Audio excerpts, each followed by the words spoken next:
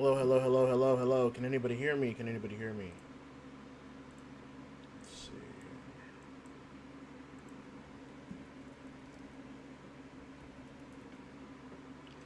Give me 1 second. This is like, as you all know, it's like a crazy day today. So let me make sure everything's set here.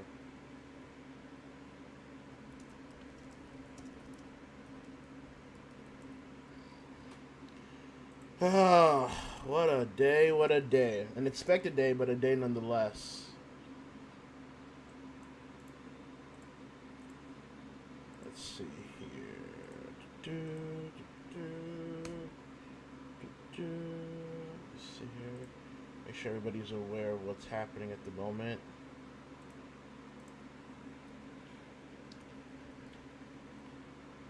What a day in WWE land. Am I right? Of course I'm right. I may have some special guests coming in here to talk about this whole situation too, so it's going to be kind of hectic. We'll see.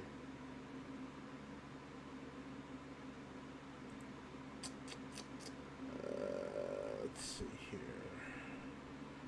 How are you all doing, by the way? I don't want it to be about me, but how are you guys doing? Alright, you guys can hear me. That's all well and good. That's perfect. Okay. Alright, you guys can hear me. I can hear me too. Alright, folks,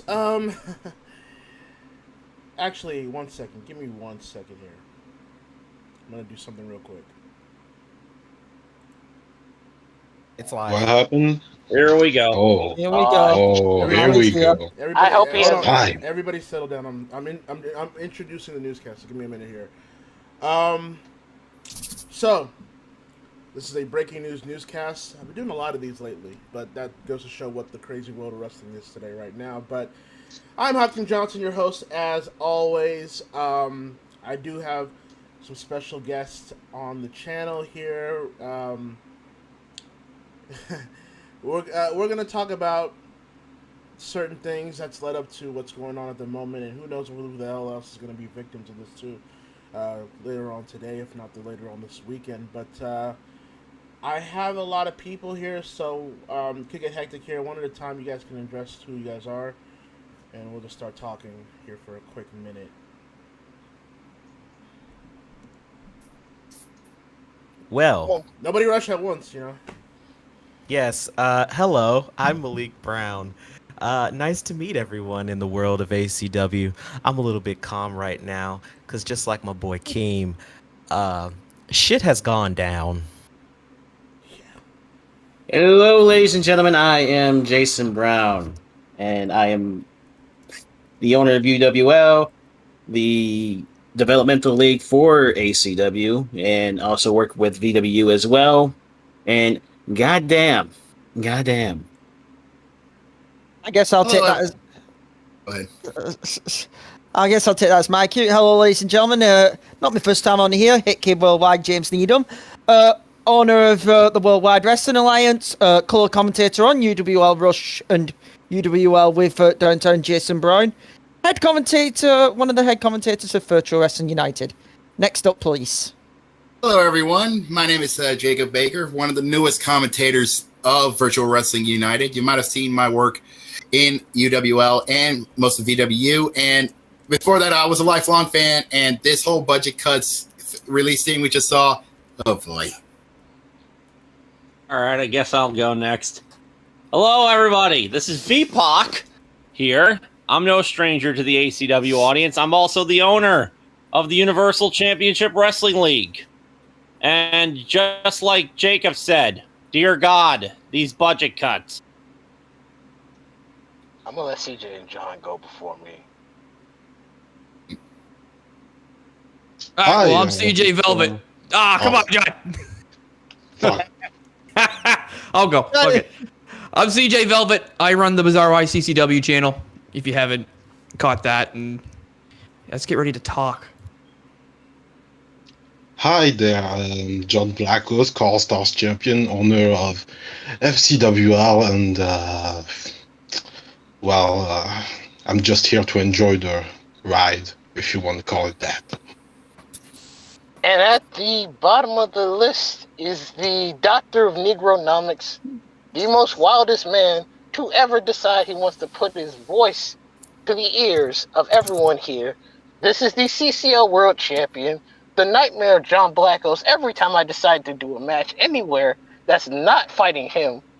Hello, this is Jamal Bedlam, the voice behind Jamal and Roman. And dear God, I hope y'all are ready because there's going to be some petty shit being said for the next 2 or 3 hours. Hey, Fee, Jamal, your cousin's in the chat. Which one? Hey, Jay Greg. Hi. How you doing, man? Hey, hello, Hi, Jay. Jay. Hey, Jay. VPOD does not count because he doesn't accept you as his cousin. I just said hi, Jay. All right. Hey, Aside from the usual stuff, we got some serious stuff to talk about. Team floor is yours. All right. All right. So here's the deal, folks. Anyone that's been paying attention of the scenery of wrestling for the past, I don't know, 2 years, if not now, recently in months, knew today was coming. If you know what you know, you knew today was coming. However, I will say, as you can see on your screen, and we're going to talk about each name, some of these names, not surprising. Some of these names, I will be honest, are pretty surprising. So, here's the deal. Today was the Q3 earnings report that came out today, and I'll just switch gears because it does lead into what's going on here today. Brandon Thurston of WrestleNomics announced that WWE reported a net income of $43.5 million for Q3 and $225.8 million in revenue. Another record quarter for the WWE. Net income report means an EPS of 0.52, greatly beating an analyst expectations. Now, you got the report there. Vince McMahon, Nick Khan, Stephanie McMahon, all the big wigs in WWE did their conference call shortly after the report came out. And folks, not an hour, all right, not an hour after that was announced, did heads start getting chopped off here. Now, I'm going to read each name, and I'm only going by Brian Alvarez's list here on the tweet here you'll see on the screen. I'm going to name them all, and then we're going to talk about our overall feelings about it, but the names of the cuts here: Frankie Monet, Ember Moon, Jessica Maya, Katrina Cortez, Gitarama, Oni Lorcan, Trey Baxter, Zeta Ramir, Scarlett, B-Fab, Graham Metalik, Lince Dorado, Karrion Kross, Harry Smith, Nia Jax, Eva Marie, Keith Lee, and Mia Yim, all released quote-unquote due to budget cuts. Now, before I let the Cavalry say their piece here, I will say, look, if those that are going to try to act surprised and confused about what happened today, come on. Come on, honestly. Come on. Stop acting like you have not seen this movie before. We all knew today, if not tomorrow, and I don't even doubt we're going to probably get more within this weekend, but you knew it was coming today. We hadn't gotten a real big release cut of this nature in months, and they were waiting for the fact they wanted to prop up their profits for their record report. But be that as that may, first off, to do this before the holidays, for one, is pretty goddamn low, even for WWE standards. Secondly, certain talent were just called up to the main fucking roster. I'm speaking of B-Fab in particular. Hit Row were just called up to SmackDown, I believe, 2-3 weeks ago, if I'm keeping tabs. And now B-Fab's already gone. Frankie Monet, who just got here, I believe February, March of this year, 6 or 7 matches in NXT, cut. I mean, here the thing of the matter is this shitty? Of course it's shitty. We all know this is a shitty way to go about certain things, especially you making record profits and you're not able to keep the talent at bay, you can sign another company's talent roster and still have record profits in your company. That's how bad this is. I will speak on certain individuals.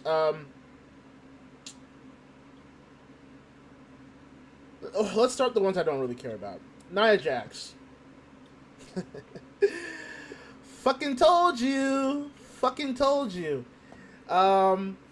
Nia Jax was somebody that you can clearly see if you were keeping tabs. She didn't give a fuck to be there anymore.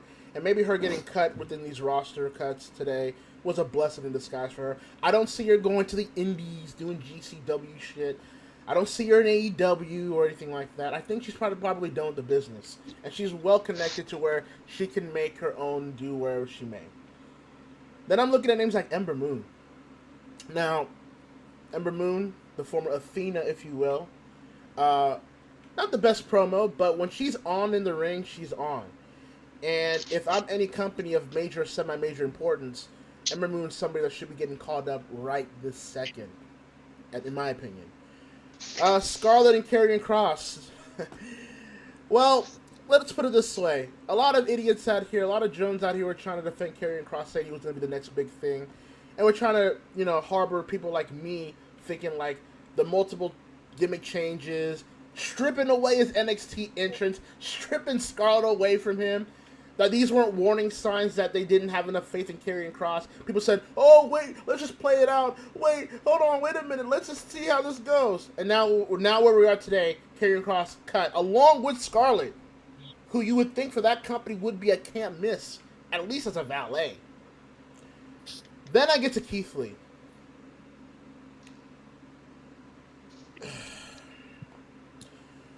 Look, man, first things first, all these people that try to defend the Bearcat shit, man, fuck you, man. That's really all I can say. I can't even be cute about it. Like, fuck you. It's like you knew that this gimmick was dead on arrival. You knew this gimmick wasn't going to matter ultimately. You knew this gimmick was just a way to stifle Keith Lee, albeit from wonky performances or weight gain issues or physical, let alone mental health issues he suffered this year. The man almost died. The man almost died. And you cut him alongside with his fiance to be Mia Yim. I'm going to be honest with you, man. A lot of you guys are speaker's speech, and I'll talk about my opinions about where each of them will go and where the future is moving forward, but it's kind of a fucked up day, man. It's been a fucked up week for wrestling in general, and this doesn't help. And I don't even know who else is next.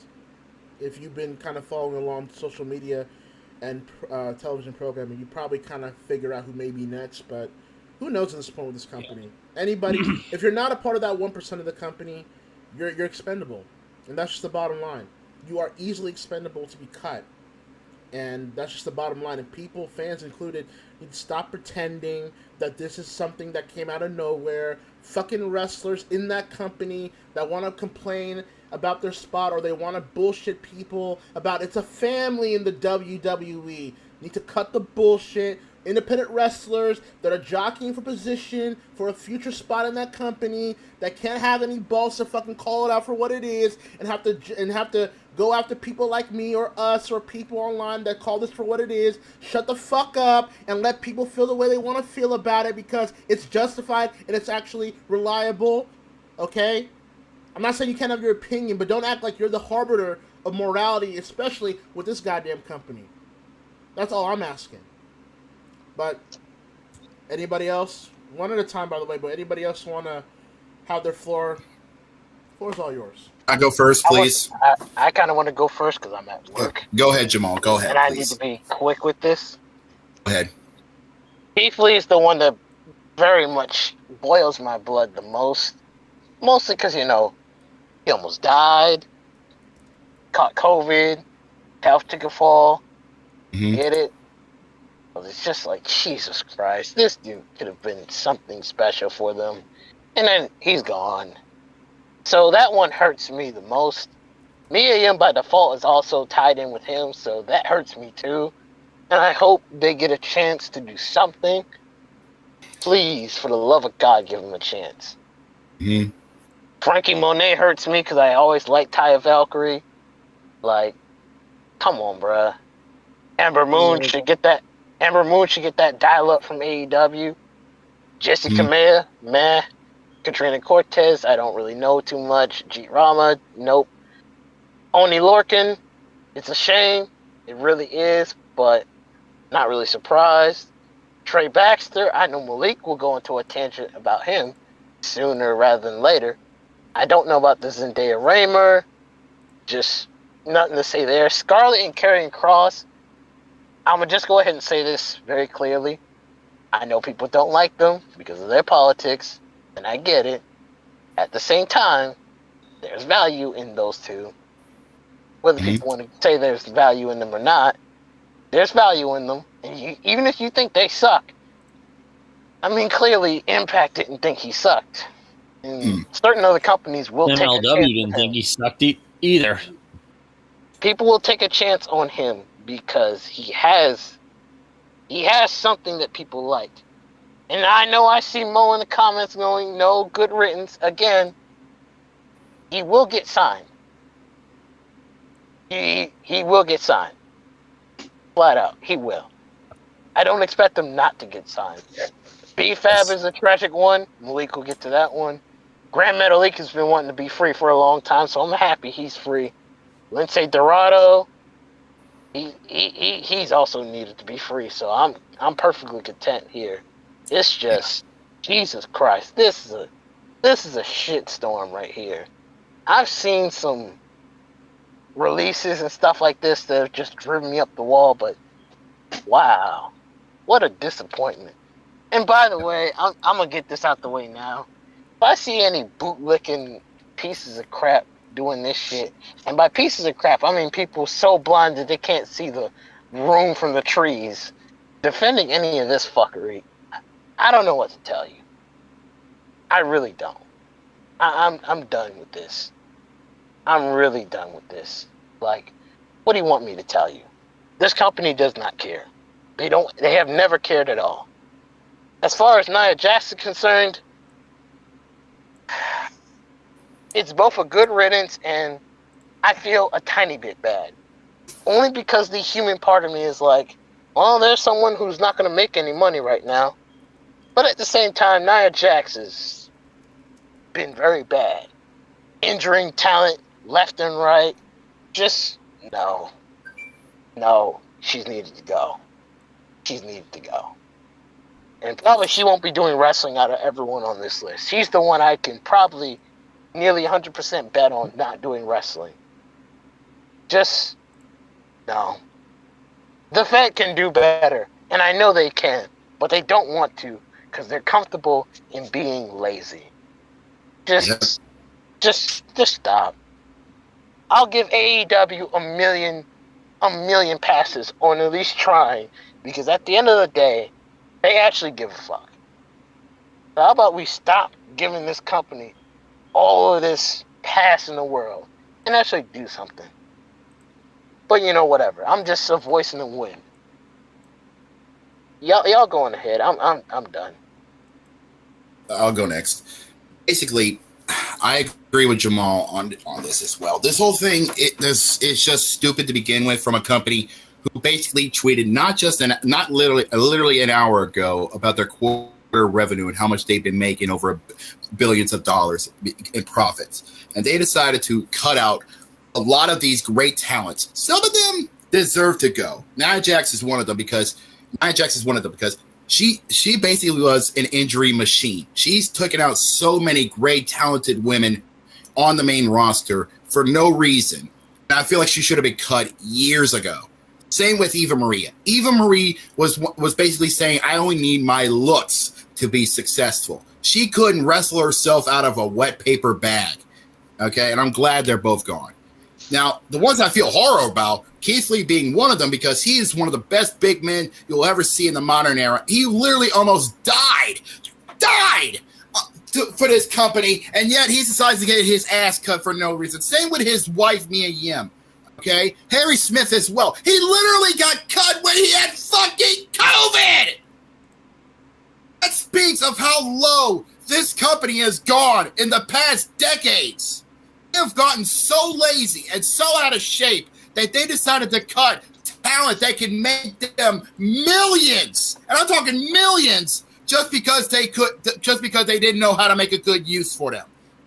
That's despicable and horrible. And I hope that sooner or later they actually decide to get their heads out of their ass and start doing something about it. But I feel like it's going to be too little and too late. And other companies like AAA, like AEW and so on, and New Japan is going to be pissing on their ashes. Okay? I'm sorry, I had to say that. Please, next. Hey. Malik, do you want to take the floor before me? Sure. Go ahead. So, pretty much everyone has said what they wanted to say. I'm not gonna shout because my rage is a little more of a silent variety. Fair enough. But at the same time, bruh, I'm not surprised because of all of the cuts that have come out this year. But at the same time, it just fits that same narrative that has been fit for quite some time. Butcher cuts my ass. It is a lot more than that, and it just makes you wonder why sign him in the first place. If you're not gonna do anything with them, Frankie Monet. That, like, it's funny because a lot of them were talent that can go. You've seen them work. You know what their worth is. But they just get cut after either 7 matches or 1 match, and then nothing else. Ty only had 7 matches in NXT, and you figured, well, she's gonna go up. She's gonna move up to the roster. They're gonna put her in a program with Morrison, and it's gonna be good, because they're both gonna work out. No, don't even give her that. Mm-mm. Athena, it's like this. As far as I can tell you about Ember Moon, when she gets healthy, everybody's knocking on her door. It's sad that If not happened. even sooner. If not even sooner than that. It sucks that happened to her. Mm-hmm. And it just boils down again to congratulations for wasting talent. Jessie Camilla, which people don't know that much about, but here's the thing: Jessie Camilla has been on NXT since 2018, and she's barely had any main show matches. They've all been house show matches. Katrina Cortez was the masked wrestler who showed up every now and again. The ones that get me, because Jamal Portama are like Trey Baxter, B-Fab, Carrion, and Scarlett, all of them. Trey Baxter, for those that don't know who that man is, that's Blake Christensen. That's all heart Blake Christensen. The same man who, if you ever watched GCW, he killed it. Blake's a Tennessee boy. Mm-hmm. And it was crazy that he got that opportunity. But considering the fact, honestly, I figured it was going to be a matter of time, because before then, there were multiple releases on the cruiserweights. Anybody on 205 Live was getting cut. So it was only a matter of time before Blake would get cut. But man, again, waste of a talent, just like Alex Zane, waste of opportunity, did nothing with him. But hey, he got his money, and he's got places to fall on. B-Fab, man, talk about crippling Hit Row. Mm-hmm. Taking out one of the main pieces of Hit Row. Not to say Hit Row isn't going to succeed, but it's just going to it ain't going to be the same. You know what's the insulting part about B-Fab? He got released. I'm getting there. There. Let Malik continue. Exactly. Okay, go ahead. She got released right after she re-signed. New contract, everything. Still got released. Makes you wonder what was the point of that contract. But now it's like, instead of the 30 days, now she's got to wait 90 days. Just this whole list is like, it's so effed up. Some I'm looking at like, Lindsay and Grand Metalik. As far as I'm concerned, I'm like, yo, Mascarita Dorado, hell yeah. AAA's gonna be fun to look at again. AAA or CMLL, everyone he goes to. And Lindsay, same way. Naya and Eva, I still question why they signed Eva Marie back. Because she should have never been signed back to begin with. And Naya, she should have been released, honestly, a long time ago. And all of these things I came out with are the following. That Charlotte thing is BS at the end of the day. It says a lot when Karrion Kross, of all people, and Keith Lee get released, but Jackson Riker still somehow has a job.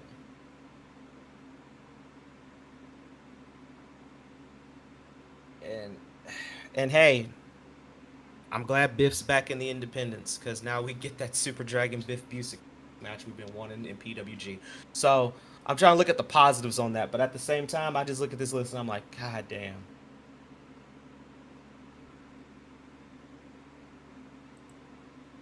I'm done.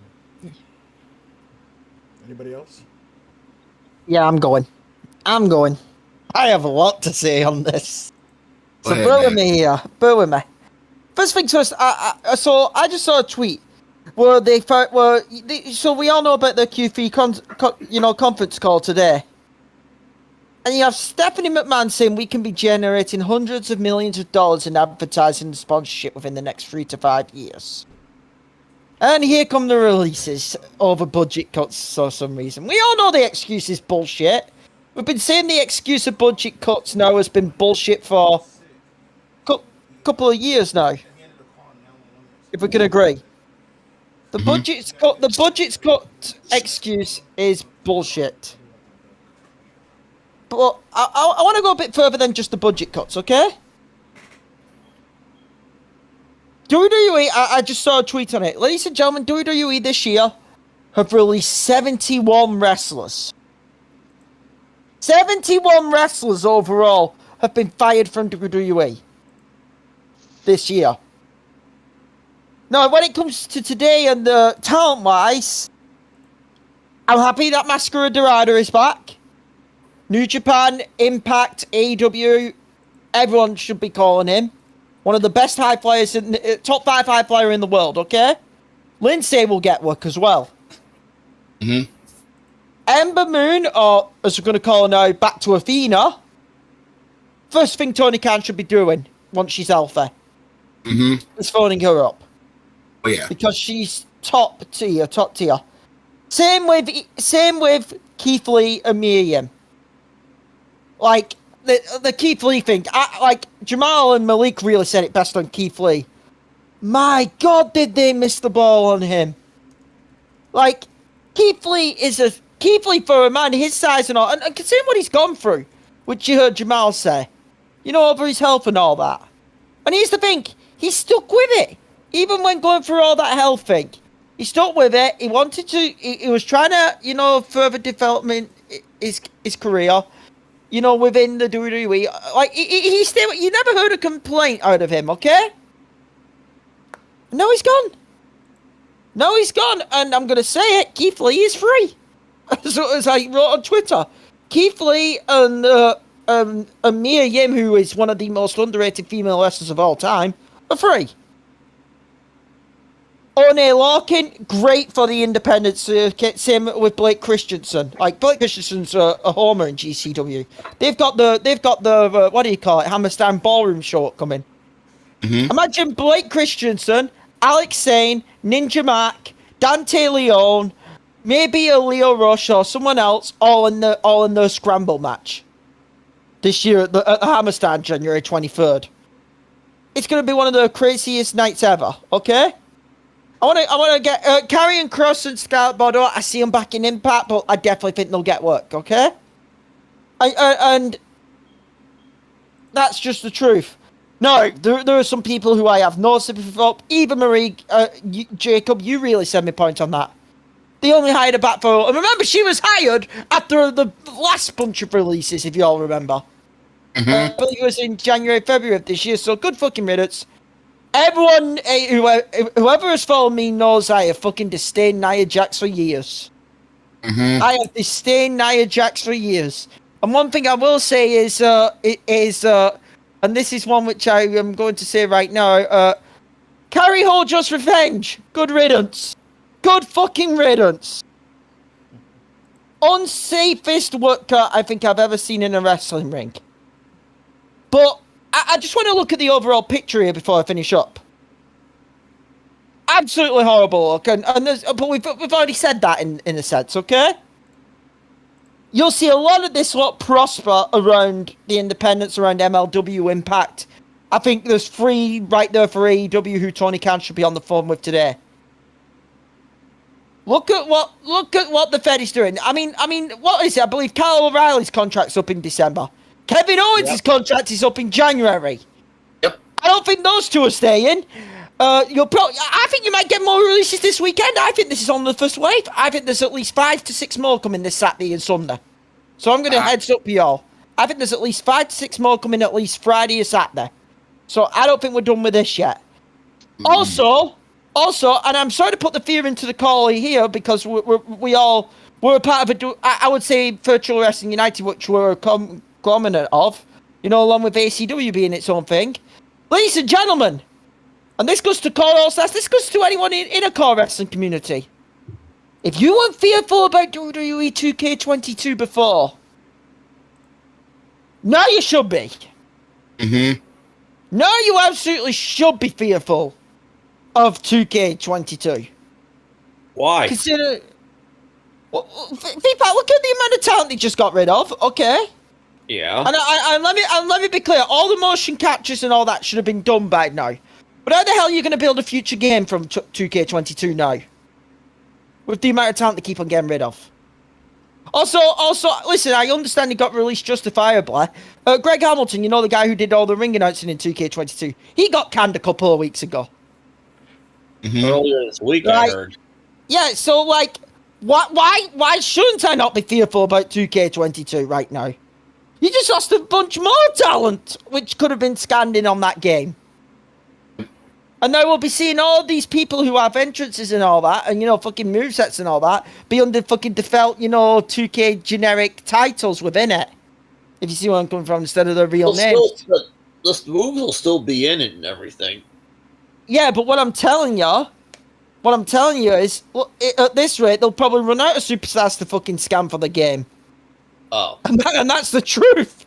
That's the truth if it keeps like this. Hey, kid. I don't mean to interrupt. I'm sorry. I don't mean to interrupt. But I believe we just got this report here. Sean Ross Sapp for Fightful.com just noted that NXT people won't get paid through Christmas as they only have 30-day non-competes.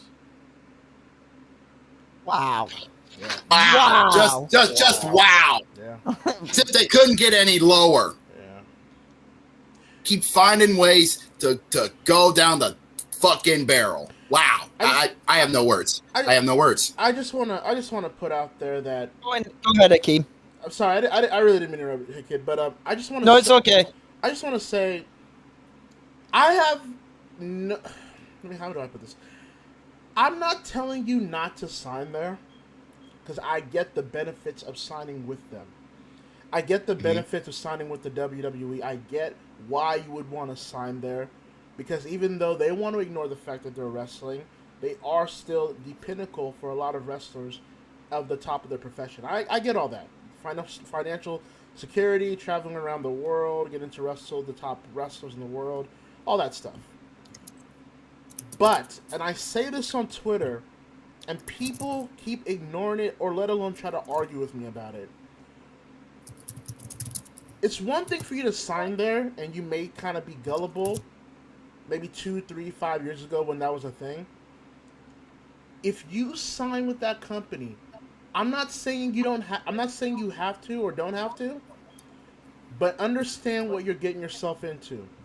Understand what you're dealing with, and that the potential you think you see yourself in, the potential you may think others in that company might see in, understand that you will not be rewarded, if not reciprocated, that potential you think you're worth if you sign there. Understand that you may not reach the echelon that you have been working hard on for many, many years on your craft. If you sign there, by all means do so if you would like to, but don't expect people like me to be sympathetic when you ultimately don't get what you want out of it. And double for sure if you resign there knowing that. You will get no sympathy from me. Call me cold-hearted and heartless all you want. I see it as somebody that sees you as a potential talent that can be wherever you want to be in this wrestling world. And you knowing what you got yourself into with the Fed, you resign there thinking that it would be different, and then you realize it's not going to be different. At that point, I don't want to hear any passive-aggressive bullshit from you. I don't want to hear you on Twitter. I don't want to hear you shoot the shit on television. I don't want you to give me hints here and there on social media. If you resign there, knowing what that company is all about when it comes to talent in 2021 going forward, that is on you at that point. And I will have no sympathy whatsoever. And Hakeem brought up WWE 2K22. Boy, I'm taking a lot of victory laps this week because a lot of shit's coming to light for me this week. I warned everybody, whether it was in the wrestling community, the CAW community, the video gaming community, whatever you want to call it, I warned everybody that this game was going to disappoint you before it came out. And we're now talking about microtransactions on this 2K22 now. I know it was inevitable, but that's what we're talking about now with 2K22. Look, I love CAW. Lord knows I've given so much back to this community. But I don't love it that much to where I'm spending all my money for all these attires and all these other features that I've gotten for free up to this point. There ain't no way. If this means that I gotta stay on 19, yeah, it might be a little time consuming if the online features are off, but I'll make it work. It's not different. I've done it before. I'll do it again if I have to. But there ain't no way that I'm gonna spend a cent on 2K22 if we're talking about microtransactions, if we're talking about talent rosters being basically outdated, if we're talking about updates that haven't been updated, if we're talking about features that are just shined up into a new coat of paint, but nothing's really changed, why would I bother? I've played Madden before I got tired of it. I can do the same thing here. The difference being is that now, luckily with Virtual Basement and AEW, you've got other options, Ultraviolence, you got other options of video game wrestling games out there, to where or Fire Pro even, to where you don't have to rely on the 2K formula. And I suspect some CAW leagues may follow in that path anyways, looking at the whole structure of the whole thing. But be that as that may, I have to commend like the likes of Hit Kid and Malik in terms of talking about certain people, because let's have an open discussion here. We have the time today. Let's have an open discussion today. Yeah. When I look at Keith Lee, man, 2 years ago, he was on the Survivor Series team for NXT. Now, last one eliminated in the match. Yeah, and by the way, and you know me, I don't follow WWE like that, like I used to, but I do keep tabs. But I did want to go back and watch that match because of the buzz I heard about it. And I heard about what Keith Lee did with Roman Reigns in that match, and it was awesome. It was awesome to see Keith Lee being given so much to be where he was an equal to Roman Reigns. That was the key. And yeah, he lost, but he wasn't buried. He was equal to Roman Reigns, to where if he were to be called up one day and beat Roman for the title, you would buy it. And that was even more supported when he stood toe-to-toe with Brock at the following Rumble. At the following Rumble, they gave him a spotlight with Brock Lesnar. So, I complained about Hunter and NXT not really booking Keith Lee to the way he should have been booked, in my opinion. You know, you forget sometimes he was NXT champion. But I thought, even as senile and out of touch as Vince is, that Vince, in a way, still knew how to portray a big man if he wanted to. And when I saw Keith Lee during that period, I saw a fleeting moment to where, God, that old fuck, he is so out of touch with his fan base. He doesn't know shit about wrestling in 2021 or 2019, whatever. But man, he sees something in Keith Lee maybe to where this could work. So, obviously, now granted, he did suffer COVID, a long-term COVID, by the way, that really halted a lot of things. So I understand that maybe plans did change on that aspect. But look, I wasn't asking for Bearcat Keith Lee either, okay? And I saw the clip, the last match he had on Raw. I know a lot of people are saying he was, like, restricted by the WWE booking and style, in-house ring style. That's all true and all, but he just didn't look all that good. He didn't move fluid like he usually does. He was resorting to 1995 WWF Superstar movesets as a big man. He just didn't look proper as a big man like you thought Keith Lee would. So Wasn't the Keith Lee that we know.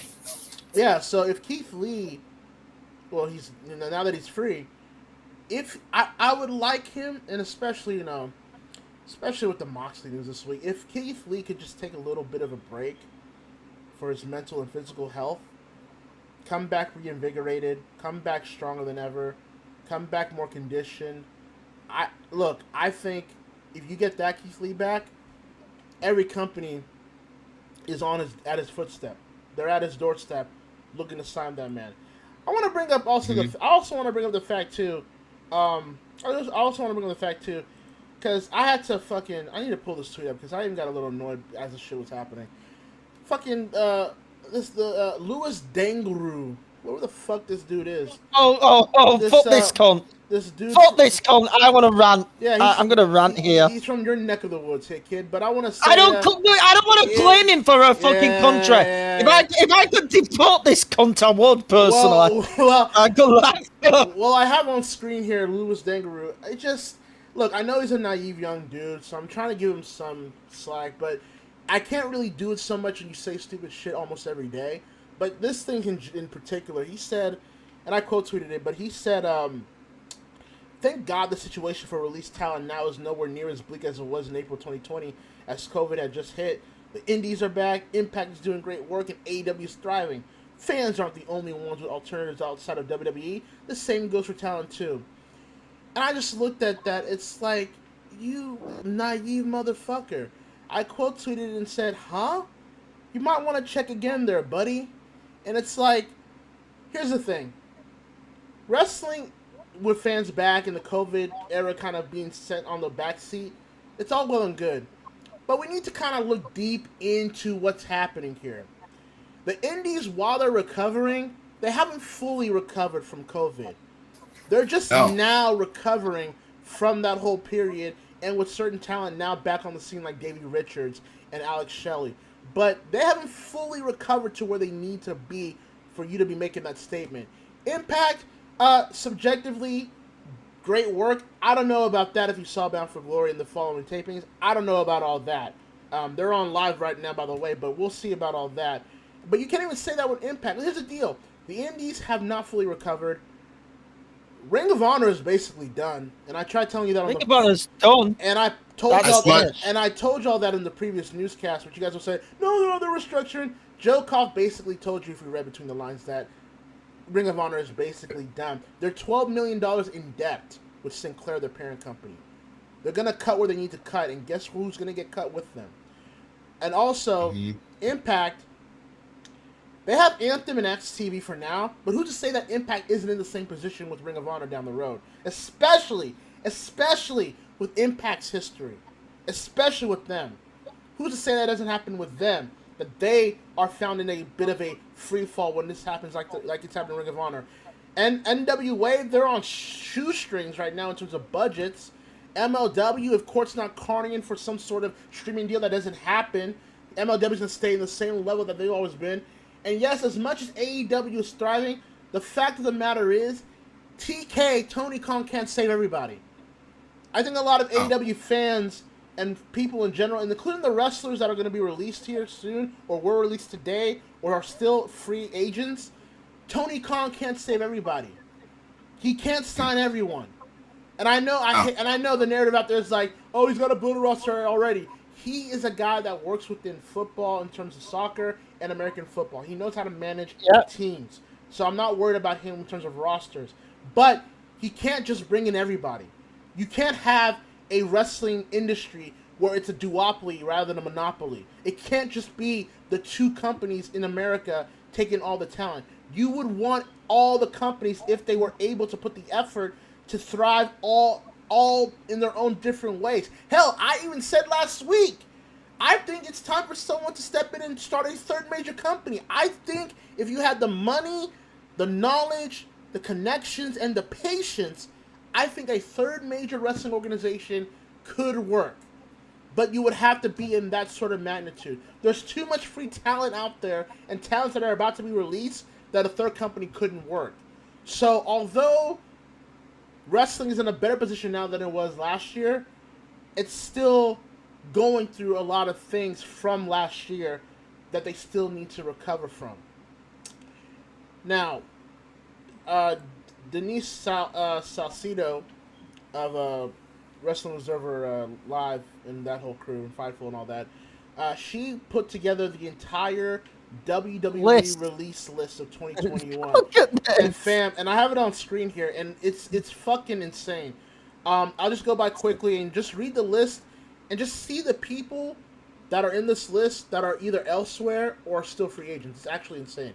But Bobby Fish, Mercedes Martinez, Leon Ruff, Tyler Russ, Bronson Reed, Jake Atlas, Ari Sterling, Conan Reeves, Zachariah Smith, Asher Hale, Giant Zangier, Stephon Smith, Desmond Troy, Bray Wyatt, Chase Parker, Matt Martell, Killian Dane, Marina Shafir, Arturus Ruas, Kurt Stallion, Sunil Singh, Samir Singh, Lars Sullivan, Steve Cutler, Andrade, Billy Kay, Peyton Royce, Samoa Joe, Kalisto, Chelsea Green, Mickey James, Tucker, Bo Dallas, Mojo Rawley, Wesley Blake, Jessamine Duke, Kavita Devi, Vanessa Bourne, Skylar Story, Ezra Judge, Alexander Wolf, Velveteen Dream, Braun Strowman, Lana, Buddy Murphy, Aleister Black, Ruby Riott, Austin Gray, Araya Davari, Tony Nese, Tyler Breeze, Fandango, Santana Garrett, Tino Sabatelli, Nia Jax, Eva Marie, Mia Yim, Harry Smith, Keith Lee, Karrion Kross, Lince Dorado, Graham Metcalfe, Jeet Rama, Katarina Cortez, Trey Baxter, Zeta Ramir,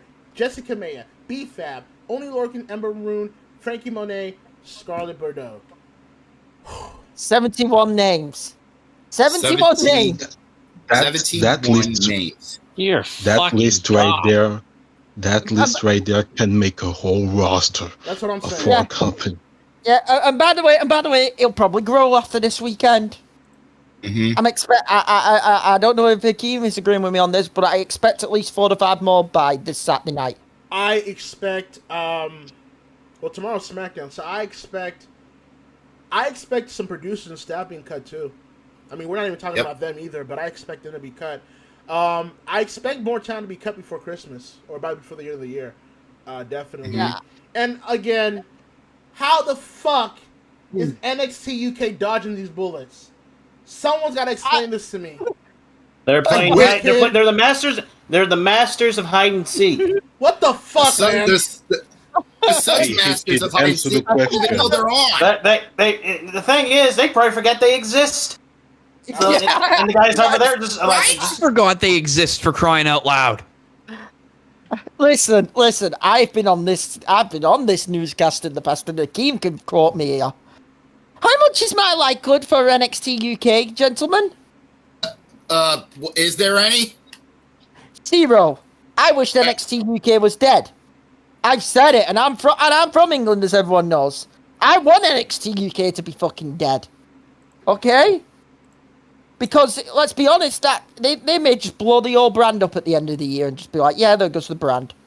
NXT UK I've wanted dead for fucking years now. I think it's going on 2-3 years I've wanted NXT UK to be dead. Okay? I'm like, right now,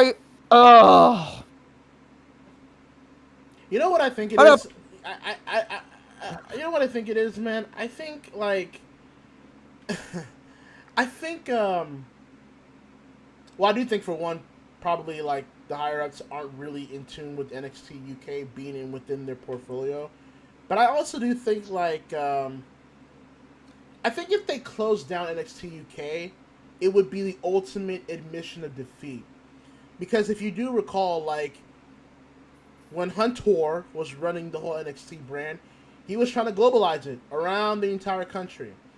And NXT UK was supposed to be the bastion, the first step into that whole thing. Then there'd be NXT Japan, NXT Middle East, NXT Mexico, NXT South Africa, whatever. But the fact of the matter is that they are looking at NXT to be the beacon light of success as for the NXT globalization to work.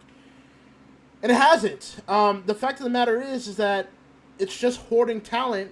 But at this point, the fucking UK scene is fucking dead, if not at life support. So why are you hoarding all these talent anyways now in NXT UK? Let them go. It's dead. Can I be clear? The NXT UK... It needs to die. The NXT scene... the UK wrestling scene... Barring Rev Pro, you know, which is New Japan's partners here in the UK... Mm-hmm. Barring Rev Pro, and this is me talking legit, barring Rev Pro who have opened back shows and all that, the UK wrestling scene is dead. It's dead, and NXT UK achieved this dream of fucking killing it. I'm gonna say it. Though to be fair, the UK wrestling scene kind of killed itself. Yeah, fucking Progress to sell. How many times have I been in this call, Jason, calling Progress a fucking sellout? Mm-hmm. And you could say the same about ICW. They fucking sold out. And, like, those... Fuck. And also a lot of the wrestlers being outed as creeps. Oh, don't get me started. Don't get me started. Like, legit, let me be clear. Part what, you know, I stay up till, like it's about to be 1 a.m. in 10 minutes here in the UK. Everyone knows I stay up to watch all these wrestling shows, okay? I even stay up to watch Fed pay-per-views, you know, just to fucking rant on them. As everyone knows. So, alright. I stay up, I watch... I'm a combat sports guy. I watch boxing, I watch UFC, and I watch me wrestling. And, like, you always get very strong opinions from me if I like something, if I don't like something. But, like, my God, I wish I could go and watch something live. Like, trust me, I fucking can't wait for fucking AEW to come to the UK. Like how Hakeem was saying, you know, Tony Khan runs fucking... He runs the Jags in the US. He runs Fulham down here, down south in the UK in London. 20,000 stadium. Wait till they pat that fucker out with like 20 to 22,000 people there. You know, for either Fighter Fest or... Hell, I'd even say run Revolution there. Fucking really kick the Fed in the bollocks. Wait till they pat that fucker out. Because this is just me speaking about the UK fan base. And I've read it on UK things and all that. Fucking people here in the UK have moved off WWE. It's been known for a while. The smart fans here in the UK are mostly New Japan and AEW people. Fucking junk now. That's something I wanted to say this entire time. Please support somebody else.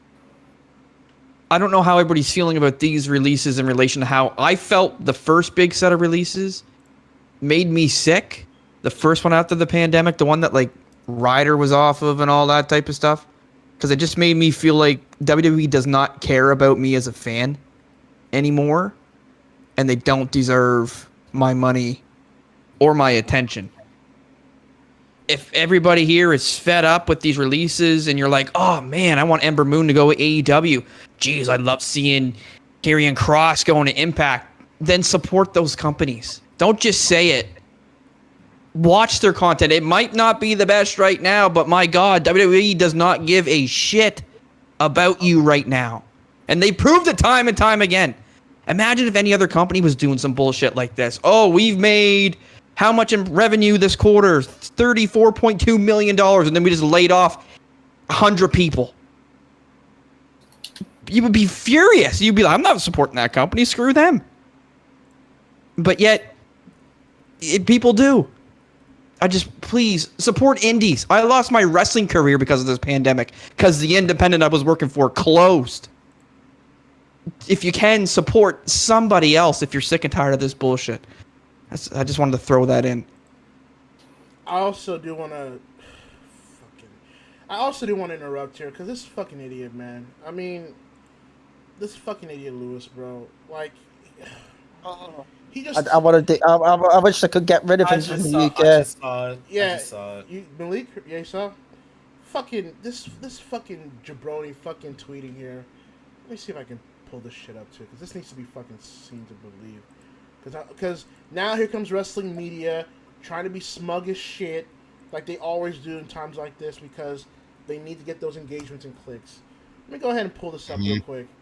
Fucking Louis Dangaroo, I believe 5 minutes ago. I don't think we fully appreciate just how much WWE is changing right now. The company is in its biggest rebuild of my time as a wrestling fan, and probably of the last 20 years, and this is just the beginning.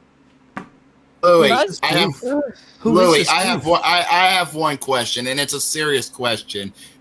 How much are you getting paid to suck Vince McMahon's dick? Seriously. I mean, seriously. Most people don't need to be paid. They just do it for free. Yeah. And dude, how fucking tone deaf are you? Honestly, this is not even a bit. I know you're like a gimmick poster, you're just doing this for engagement, but even in that sense, if you're doing this for a gimmick, like, how the fuck is your takeaway from tonight and what's gonna allegedly happen down the road is, well, you know, that WWE, I mean, yeah, they're cutting these talents, but they're in the biggest rebuild of my time, and I'm just here for the beginning of what's going to be a major thing in my life as a wrestling fan. Fam, wrestling fans, hell down. Wrestling fans are so fucking embarrassing. I think I even tweeted this last night because, and we'll get to this a little bit because of the whole shit with Jericho and Kalisto last night on Twitter. It's like, you motherfuckers live in such a bubble that you don't take yourself out of it, and you don't realize what you actually sound like outside of it. Just to say quickly, I don't defend what Jericho did last night, okay? I'm not saying what he did was the right thing per se, but motherfucker, I'm not about to tell him how he felt. Because I understand where both came from. Motherfucker Jericho probably felt that, Kalisto was coming off of his name of a guy that he worked closely with in 2 different companies. Kalisto probably had some good harborings about Mr. Brody Lee. I think it was all a complete misunderstanding. But of course, because we live in a fucking wrestling social media world, people had to pile on and pile on and pile on and make it something that it didn't need to be. Wrestling fans do not know what the fuck they are talking about unless it's wrestling. And when I see shit like this from Louis Dangaroo, some motherfucker that you can tell is basically getting paid by the side from the Fed, which is fine, but at least be transparent about it. You out here as 12, 13 people just lost their jobs on a night where the WWE saw another quarter for record profits, are out here saying, well, they're expendable, but at least the WWE, the World Wrestling Federation, they're just moving in strong, and they're going to be here for as long as I am as a wrestling fan. Man, get fucked. Fuck you disrespectfully, bro. People like you, and wrestlers like you, and fans like you are the reason why things like New Japan, and AEW, and Impact, and even Ring of Honor, and other independent scenes can't get where they need to get to, because you guys have this gatekeeping stronghold. You pull from some sort of veneer to where you have to shut down any other threat to your market share, because it just can't be everyone coexistent. It just has to be a monopoly with the wrestling business, because we just couldn't get enough of that for the past 20 years. So we gotta have another decade of monopolization in professional wrestling. I'm not saying that the likes of New Japan and AEW are perfect, nor are they saints with the people that run those promotions. I am not a shield for companies. I am a wrestling fan at the end of the day. If I think shit's good, I give it credit no matter where it comes from. When I think it's bad, I call them out for it. I'm not here to be friends with fucking people on Twitter that are here for engagement and clout and just to get liked by wrestlers and other people. I'm not for that bullshit. I call it like I see it. Fucking block me or unfollow me if you feel a certain way. But I will not stop because at the end of the day, I am the consumer, motherfucker. I am the lifeblood of this industry. No fans means this industry dies. I thought last year was the fucking hit. I thought last year would have let you motherfuckers knew that you need us more than we need you. And whether it's WWE, AEW, Impact Wrestling, whether it's ratings going down or attendance not being at an all-time high or merchandise sales not being up, the only reason why you guys are still alive is that you had to resort to television deals from all spectrums, whether it's WWE with USA Network or Universal, AEW with Warner Brothers. Impact had to buy a goddamn network to stay alive. And yet you coming at wrestling fans because we call it out for what we see it, and wrestling media have the nerve to come at us when they used to be us, but now because you're getting paid by the side, you feel like you're more morally superior to us now. That's what it is. You're morally superior to us now. That's what it is, right? I'm not saying all wrestling media is bad. There are some good people in there. I'm not saying all wrestlers are this benoid of pop culture. There are some good people there. But be transparent. Don't come in here and like others have said on this chat and have said in the past, if you want to support this company, fucking support them. I'm tired. I've been tired anyways, but I am sick and tired of the performative acting from wrestling fans, wrestling media, and wrestlers in general that want to talk all about this. We need to support each other. We need to unite. We just need to enjoy all wrestling, bro. Wrestling's all positive, bro. No, fuck that, bro. If I find wrestling in certain aspects shit, I call that out like I see it. Because I want this business to get better. And I want every fan that can be available to enjoy good wrestling. But just because WWE sucks, and shit like New Japan, who isn't even their own way right now, going in a very dire direction, but even in their state, them and AEW and STARDOM and other places, just because they're doing good business, and just because WWE creatively are bankrupt, doesn't mean I have to lump them together and think that it's all good wrestling. Fuck that. You're just clout chasing, and you don't have a principle to stand on. That's what it is.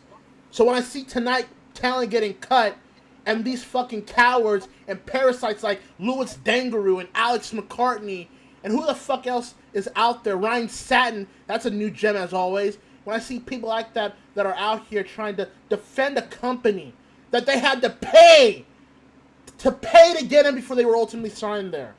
Peter Rosenberg, all these motherfuckers out here. Remember this day and remember last year when these cuts were happening on record profit quarters.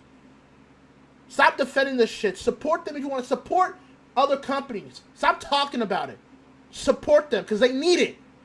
We need this business to be where everyone survives and struggles. I mean, not struggle and survive and thrive and everywhere else. It doesn't have to be one company. But stand on your convictions. Be proactive. Stop talking it. Walk it. That came out of nowhere. Anyways, yeah. Preach on this. Preach on this little fucking cunt. Fam. Moxley's in rehab right now. Just wrestling is in disarray right now. And we're closing in on Brody's anniversary. Shit's just getting hayward lately, alright? So when I hear shit online from people that should know better, it annoys me to a certain degree. Because you would think they would know better for our own interests. And they're just over here shilling. Like, look, maybe even Lewis doesn't believe the bullshit he's tweeting. Or maybe he does. This still is something that, even for him, is non-transparent. You know what I'm saying? I don't know, man. I don't know. I'm just getting out what I need to get out, man. What is there to say? I mean, wrestling's not perfect. We can all agree on that. There has been moments where we had a head scratcher moment. Okay. Yep. But the fact that these fans will gladly pick a side and constantly say it's the greatest thing since sliced fucking bread just makes us pure wrestling fans who want to see companies grow, who want to see the world actually see wrestling be great. And sure, they'll have problems, but if there's problems, then we'll get on them. Okay? to see fans say, "Oh, this is the perfect thing I've ever seen. There's nothing wrong with it. There's nothing wrong with it." Hey, have you ever said that to yourself in the mirror? I like to do that for yourself because honestly, you guys are the worst things to happen to pro wrestling in decades. Okay, because all you do is making things worse. You're making feds who listen to this bullshit feel like they have the biggest ego in the fucking world. God, it just makes me feel sick to be a wrestling fan, just to see these fucking assholes ruin it just because they want to see one thing be the best and not see the entire sport be good.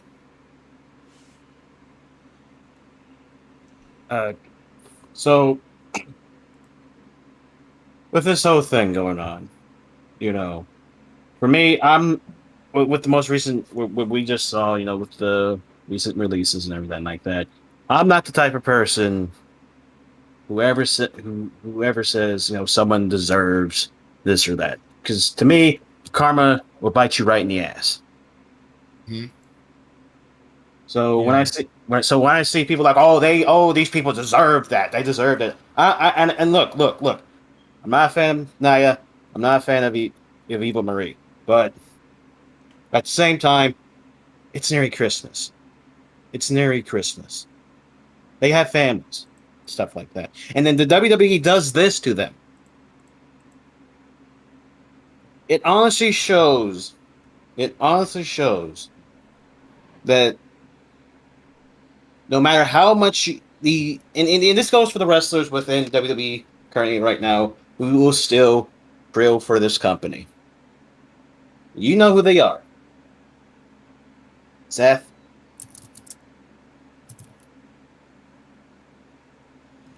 It just shows that no matter how loyal you are to this company, no matter how much even Vince McMahon likes you, because one of the things we were talking about earlier was as soon as we heard Scarlett was released, there was debate. Oh, was Karrion going to be released? Was Karrion going to be released? Of course he was going to be released. Of course he was going to be released.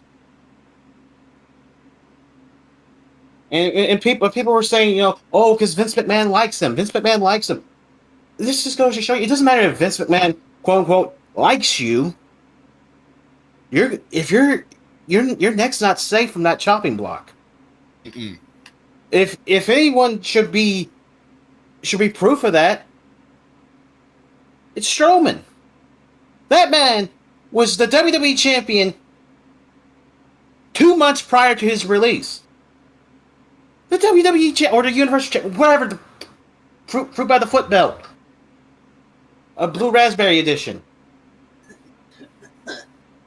It doesn't. You're not safe. The only person that is safe is Roman, and the reason why is because Roman has them by the fucking balls.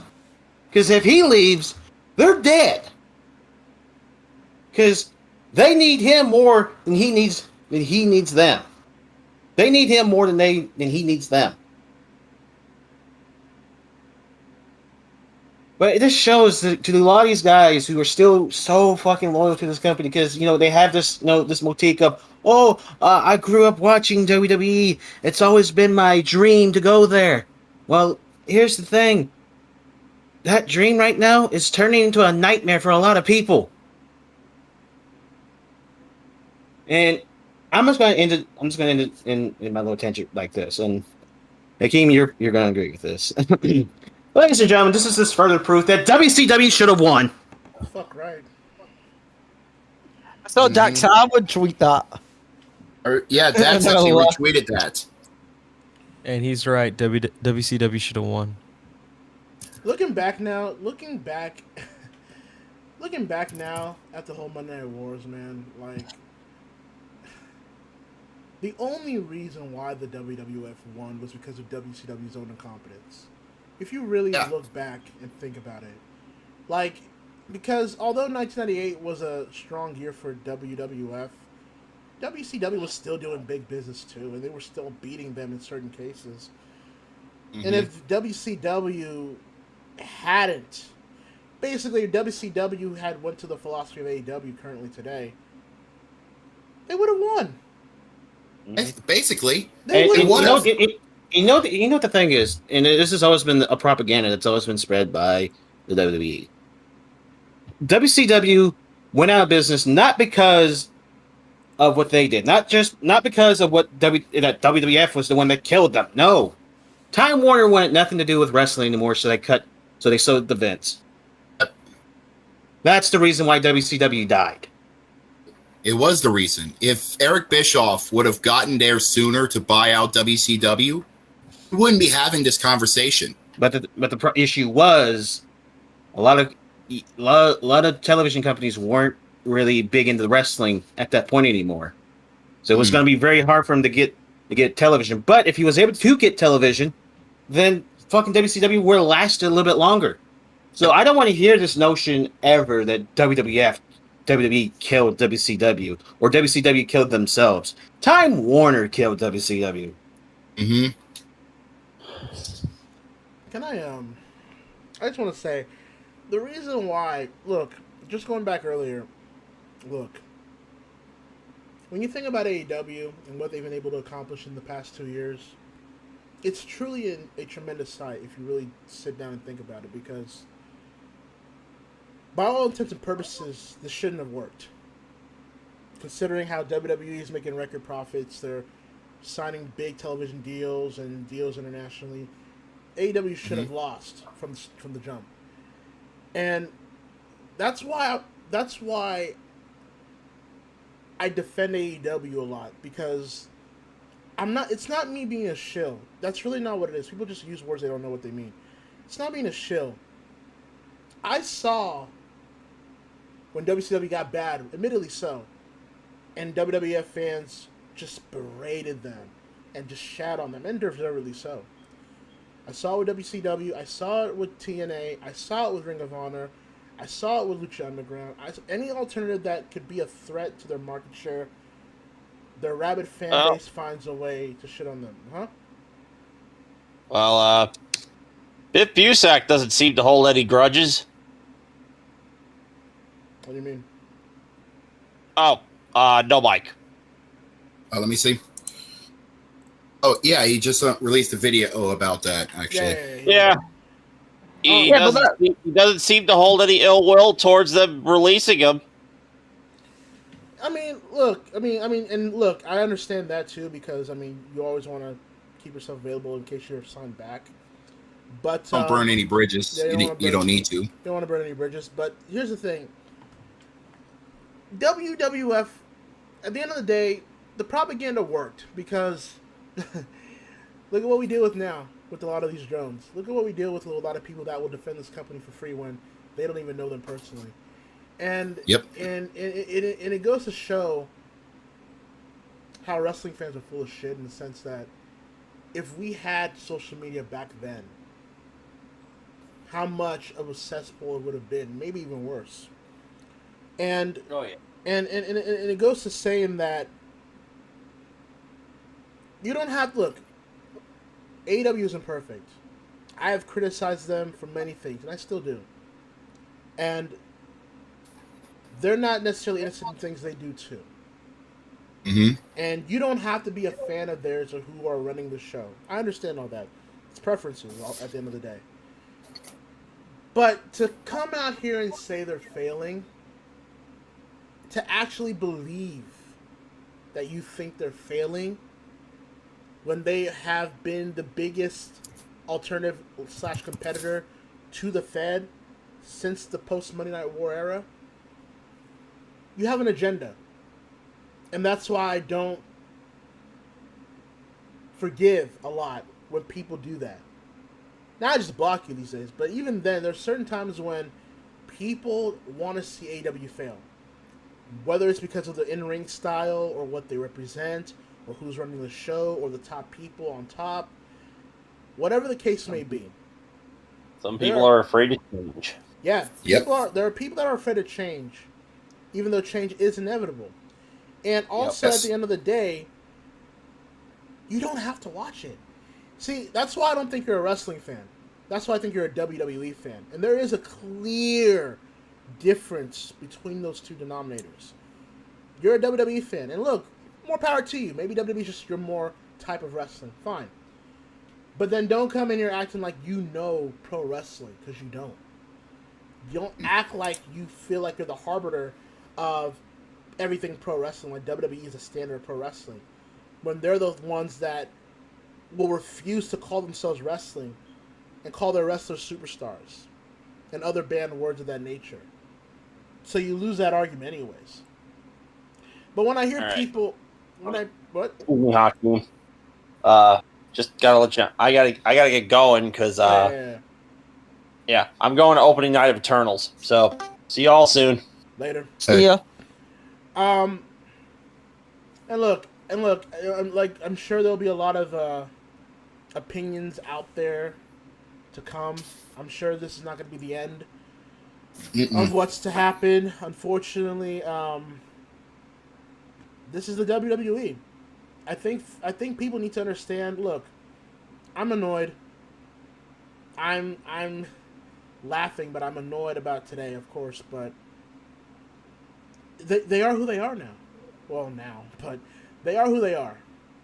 They are not a wrestling company. Don't get mad at me for saying that. They say that themselves.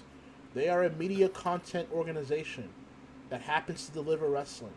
Wrestling is just a vehicle now in their organization. They do movies now, quote unquote. They do non-scripted television now. They do sporting scripted, whatever. Wrestling is no longer the priority. And a lot of people think, oh, well, WWE's too big to fail. And you might be right. Maybe I won't see WWE fail in my lifetime. But I think you would be naive and irrational to think that they can't fail at some point. I don't think you understand that 2 years from now, TV contract negotiations go down. And those are going to be big because Universal and Fox are going to offer them a price with the value of what they brought to their television portfolio. And if you've looked at Raw's ratings especially, and even SmackDown stagnant ratings as of late, it's not pretty. Let's put it this way. They're not getting another $1 billion for the next contract. Let's put it that way. Nope. They'll be lucky if they can come out with $250,000. Fam, Malik, I don't even think... Fam, I've been saying it from the get-go. I think Fox has buyer's fucking remorse. I don't even think... Yeah, I totally do. I agree. I don't even think... I wouldn't even be surprised if Fox cuts ties. They're notorious for doing it with other programs. The only reason why they signed WWE in the first place because they needed live content, which is what WWE provided every week.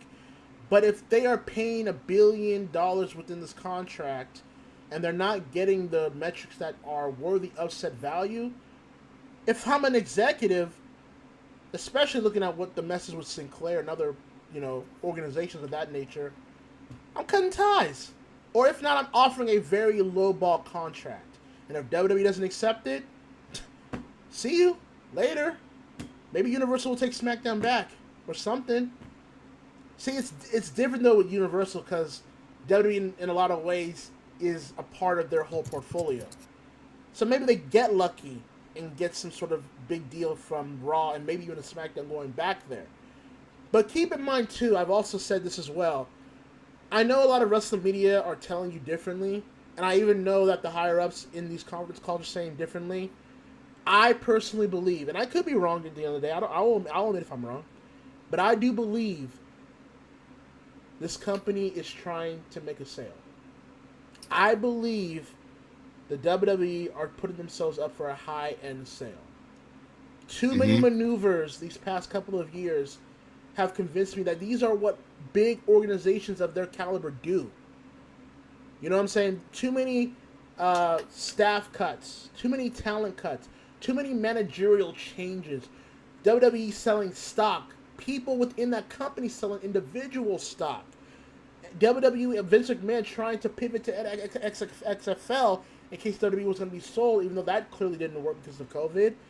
Other maneuvers in place tell me that, okay, they may not want it out there now. They may not even want to do it sometime soon. but they are gearing up for a sale to the highest bidder. The question being is, who is it going to be? I said it was Universal because of the connection there. I even said before Disney. It really is up for your taking to pick here, because whatever you may think of the company, they are a profitable, valued company. Any company would like to buy them for a certain amount. So they're going to be sold in certain ways. The WWE Network failed. Alright? The WWE Network, for all intents and purposes, failed. That's why they're sending their content, hazardly by the way, onto Peacock. But I believe there was a report that Peacock is putting Comcast on $12 million in debt themselves. I could be wrong on the amount, but Peacock has not made a profit for Comcast Universal. So what that tells me too is that unless certain things will have to change within the Peacock streaming service to compete with the likes of HBO Max and Disney Plus and Netflix, they might not be long in terms of a high-end streaming service either. And if that's the case, WWE's kind of fucked there too.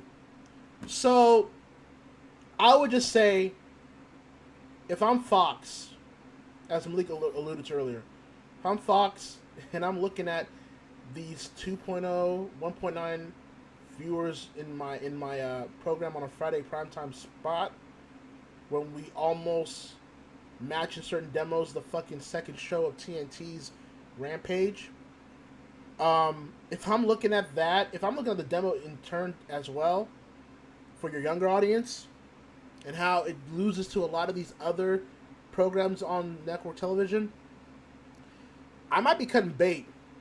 I might just say, you know what? We tried with WWE on Fox. Didn't really kind of go out the way we wanted it to be. We've got the NFL. We've got NASCAR. We really don't need WWE in our portfolio. We'll just cut our losses. Don't be surprised if that comes down to a head. Don't be surprised if that happens at some point with the moves that they're making. I know a lot of WWE fans think that WWE can do no wrong, even though it's funny how people say that now today of all days. But like, don't assume that WWE's too big to fail. I'm not saying they're going out of business tomorrow. I'm not saying they're going out of business next year. Hell, I'm not even saying they're going out of business next decade. But what I am saying is anything, if you know better in wrestling, anything and everything can and will happen. And if WWE aren't careful enough, they will find themselves at the lower end of the negotiating table. That's just me, though. Speaking of managerial changes, been asking this question too lately, but where's Hunter? I wish I knew. Nowhere to be found. Granted, I know he had a health scare, and I know he was recovering all, but that was about 2 months ago too. I would have thought at the very least, we would have gotten some update from him directly, and we haven't, which worries me in a lot of ways. Same. And I even predicted before this year that, fam, I know a lot of you will think it's far-fetched, but Triple H being let go by the WWE one day, I can see it. It shocked me. I can see it. It wouldn't shock me. I can see it. Shane McMahon got let go before. That was his son. Mm-hmm. Triple H, his legit son. Yeah, for all intents and purposes, Triple H failed in the war with AEW. That's why. That's why his power was taken away. That's why he was demoted 2 or 3 times. That's why you haven't really seen him within this new rebrand of NXT now, because for all intents and purposes, the higher ups saw Triple H as a failure, and he did fail. Let's be honest. Just because we're not going to play revisionist history. At the end of the day, he didn't get the job done. But I could see Vince, Pritchard, whoever's in the higher ups, Nick Khan maybe, going up and saying, look, let's keep Triple H as a wrestler. Let's put him in a wrestler contract. Does he really need to be in an executive contract? He really does nothing for the bottom line of our company. Bullshit politics and backstabbing, yada, yada, yada. And, I could see it. I could see Triple H one day either being cut, because he failed, or him saying, you know what, I don't need this stress. I don't need this shit. I got my money. I'm secured. I got connections. Have at it. Mm-hmm. I'll leave in my own way. I really would not be surprised at all either that Triple H just says, fuck it, I'll leave too. Wash his hands of this, basically. He's like, I've done what I need to do. I got my money. I'm set. I don't need this. Done. And besides, he's going to do the thing that he's always wanted to do. He is going to start a promotion with Jeff fucking Jarrett and bring the Force back, baby. That's what's going to happen. As much as I would love to see Global Force Wrestling make its triumphant return, and I feel like it should. It's coming back, baby. That's such a meme. I know, but... I don't know if it's going to happen. I don't know what's going to happen. I'm going to play the glass half empty kind of deal. As much as we want to see Global Force Wrestling make a comeback, I just don't see it in this day and age. Who really wants to see Global Force Wrestling? Fam, are there Global Force fans still in 2021? Really, out yourself. If you're on the chat, if you are a Global Force fan on my chat right now, out yourself right now. I want to see. 'Cause that's crazy, bro. In 2021, there's people still buying Global Force Gold? It's fucking crazy, man. You know what I'm saying? That Potsy scheme, Jesus. Fam, how did people let that happen, bro? I don't even know, honestly. What's so funny is that the site is still up. I know. I go back there once in a while just to check. Fucking Cody Rhodes still a champion there. I fucking howl every time, bro. I fucking howl that has got to be the best thing ever. The fact that they still have their fucking website up, even after they went bankrupt. That's the best thing ever. And the thing is too, GFW is essentially what AEW is. If they were ran proficiently, that's basically what AEW is at this point. It's I mean, fair enough. Oh, it is a good question. I'm reading the chat from Keith Thomas II. What if Triple H goes to AEW? That'll never happen. I'm sorry. As much as you want to throw that out there, no. If Triple H is a smart man, and I know he is, he'll take his millions and he'll retire. He'll retire, be a family man, and just enjoy his millions. You know. And also with the fact too, look, I've kind of alluded to this on Twitter as well for the past few months. Mm-hmm. You don't want to start inviting Trojan horses into your company, and I think in my opinion, you've already kind of let some in. Quite frankly, I could name names, but I won't do it. But if you pay attention, they're there. If you're really paying attention, you just don't want to invite people that are working for the enemy, quote unquote. Let's put it that way. But Triple H would be Triple H would be the big red flag in that. You would think Triple H, like if you're Tony Khan, do you really think Paul Levesque is coming in with good intentions to AEW? No, absolutely not. Exactly. No. Exactly. I don't give a fuck about Triple H saying I want revenge against Vince. They took away my power from the company. They played politics against me and stabbed me in the back. I want to work for you and prove that that they were wrong to let me go or whatever. I'm saying hit the bricks. I don't need your fucking... Why would I need you when I have others to do it for me? You gotta understand, Tony Khan's a part of other business ventures outside of wrestling. You don't think he deals with backstabbing NFL owners and football club owners? You don't think he knows the fucking game? I think a lot of you people take Tony Khan for granted. I think a lot of you people think this too gullible. Can I interrupt? This too gullible and too nice persona that he puts out. He's a promoter. He's cutthroat like them too. Can I interrupt on that? Because I wanted to further your point. I mentioned this before. He owns, we all know he owns the Jags in the US, and we all know how the NFL owners treat each other. It's been public for years. Okay. Here in the UK, they're in a more cutthroat sport than football/soccer here in the UK. Oh, God. Owners stab each other in the back. Owners look to always get the investment. Owners look to always get the best players. And whenever there's a controversy with a team, you'll see other owners, dirty laundry. Can I be clear?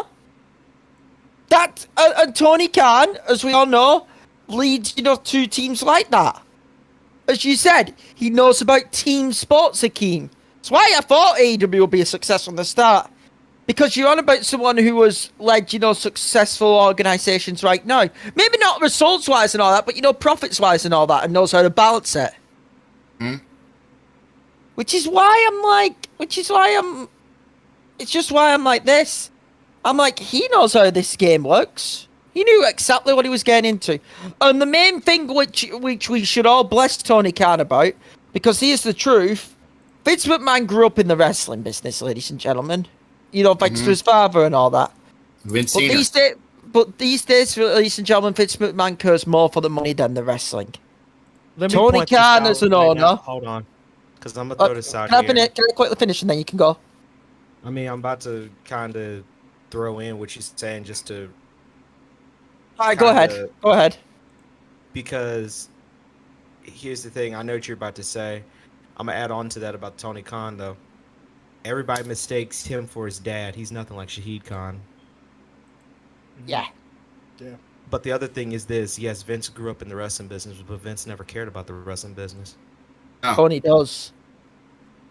Tony Khan is a wrestling fan. Tony grew up just like you, me, and everybody in this chat watching right now. He was a forum boy. Shit posting on ROH forums. Going about how if I had this and I had my own wrestlers in my company, this is what I would do. He showed those photos of when he was in, you know, like the bleachers of the ECW arena in 96, 97. Yeah, legit, he showed photos. I remember him showing photos of it. I believe it was on Twitter or somewhere. Where he was in the bleachers of the old school ECW arena during 96, 97. From the height of ECW. Yeah, if that doesn't tell you that he is a wrestling fan, then I don't know what will. Yeah, and just to add to Malik's point too, because I knew where he was going to. The fact is, in my opinion, AEW doesn't work if Tony Khan wasn't a wrestling fan. I think a lot of people think that they need a billionaire to fund a wrestling company in 2021, and that all the fruits of labor will be coming to them automatically, and that just isn't the case. And I think with Tony, it's like the reason why people have love for him can go too far at times, but the reason why the majority have love for him is because he's us. So when people come after Tony, you're coming after us, in a way. You're coming after the wrestling fandom that just wants professional wrestling to live, let alone succeed. And you know, Tony Khan, you know, he's got his geeky persona. He does things here and there, but like, people call him a money mark, which I hardly disagree with. But whatever. People call him all this stuff, but he just loves what he does. He just loves to do what he does. You know, it's like, I know people like to say, you know, people like to defend Vince McMahon when he was great at one point. And look, at one point Vince McMahon was great. At one point he knew what he was doing in terms of his talent, what he wanted to get apart for his promotion. But as Malik pointed out correctly, because I've said this shit for years. Yes, Vince grew up on wrestling. He never loved it. That was Vince Sr. Vince Sr. was the one who loved the business. Vince Sr. was the one that went to every single territorial promoter and said, I will never compete with you. I will never buy you out. I will never close your business down. So when Vince Sr. passed, what does Vince Jr. do? He expands the globalization of the WWF by taking down the world classes, taking down the Mid-Atlantics, taking down the AWAs, taking down the Jim Crockett promotions before they became WCW, taking down the UWFs, taking down the Mid-Souths. That was Vince Jr. This man never loved wrestling. He was embarrassed of this industry. He didn't like the promoters. He thought wrestling was a carny business, which, I mean, to be fair, it is. But it's but the ironic part about it is, he was no different. He became what he hated. The carny professional wrestling promoter that he never wanted to do business with, that he never thought he wanted to see himself. Why do you think he kept doing the movies and XFL and the bodybuilding and boxing and all this other ventures that were not wrestling? He wanted to be able to sit down with a bunch of billionaires one day and say, hey, I'm the boxing promoter, or I'm the bodybuilding promoter. He never wanted to come in and billionaires talk behind his back saying, the billionaire wrestling promoter Vince McMahon's here. He was embarrassed of this industry. Why do you think it's called sports entertainment, ladies and gentlemen? It wasn't just a tax write-off. That's what he believes. That's what he believes pro wrestling, his vision of pro wrestling is. He never respected pro wrestling. He never loved pro wrestling. But the harsh reality of it, the ironic part about that, is that that's going to be his only legacy that he was successful in. Was that he was a successful professional wrestling promoter. The one thing that he's always hated. And he's going to have to go to the grave one day to where that's going to be encrypted that he was a wrestling promoter. The last thing he's ever wanted in his livelihood. Call that cold-blooded, but that is what it is. And you've got 40 years of proof in the pudding. So just because Tony Khan, who's somebody that actually loves the industry, that loves wrestling, we go after him now? We try to shun him for being a mark? Motherfucker, sorry, Malik. Go ahead, Malik. No, I'm sorry. I was about to say, the very same guy that Vince wishes he could be, but without the embarrassment of being a wrestling fan. Because, I mean, if you look at it, Vince, in a way, is what he wants. When you look at Tony Khan, that's how Vince wants to be. Vince wants to be that successful multi-billionaire.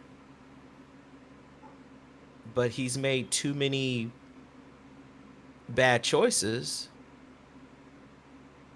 due to ego and stubbornness, because he still is holding on to something because he's still holding on to the fact that I showed the world that I was better than Southern wrestling, which didn't help him, you know? And yeah, it's stupid how people give Tony Khan so much hate, because it's like, dude, how you gonna hate him when he's literally us? But the difference is he has the support to back up what he wanted to be. Mm-hmm. You should be happy that a fellow fan got to make a wrestling company and do it right. Indeed. And the only way, I've said it before, the only way AEW is going to fail is if they become the antithesis of what got them to succeed. If they start, undermining their fans and insulting their audience and treating the talent like shit and start ignoring the trajectory of wrestling, they'll fail. I mean, that's just going to be the way it is. But they have so much goodwill, a 2-year goodwill at this point, 3 years now maybe, that the news of Jon Moxley this week and how that basically changed a lot of plans for them for Full Gear and going forward. The fact that the fans had the good enough will of the fans to where, the important thing is Jon Moxley gets healthy and comes out of it safe and better than he was before it. That, who gives a fuck about storylines at that point? It's like, I said earlier, we're approaching the anniversary of Bodie Lee here, and, I'm not going to lie, the news of Moxley really was a downer because I can relate to it a lot with close people. And it says a lot of wrestling today where a major wrestling company publicly supports a top talent and their struggle with a taboo issue like alcoholism, and also encourage to get help for your mental being. Great. That doesn't happen.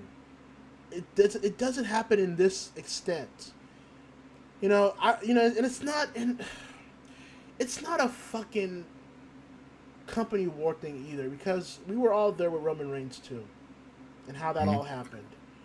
And at the end of the day, these people are just like us. They're humans like us. They just happen to perform on television. They have more money than us and more fun in what they do. But they're humans at the end of the day.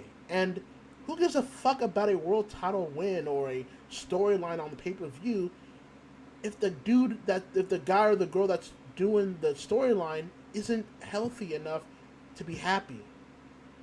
It's like, and I have to give CM Punk all the love in the world for last night because I didn't watch the full Dynamite Live, but I watched Punk's promo, I believe, a little bit before I went to bed last night. Shit. That was one of the, to me, that was one of the most important segments and promos of the year in a long while too. Because it wasn't a promo really. It was just someone speaking.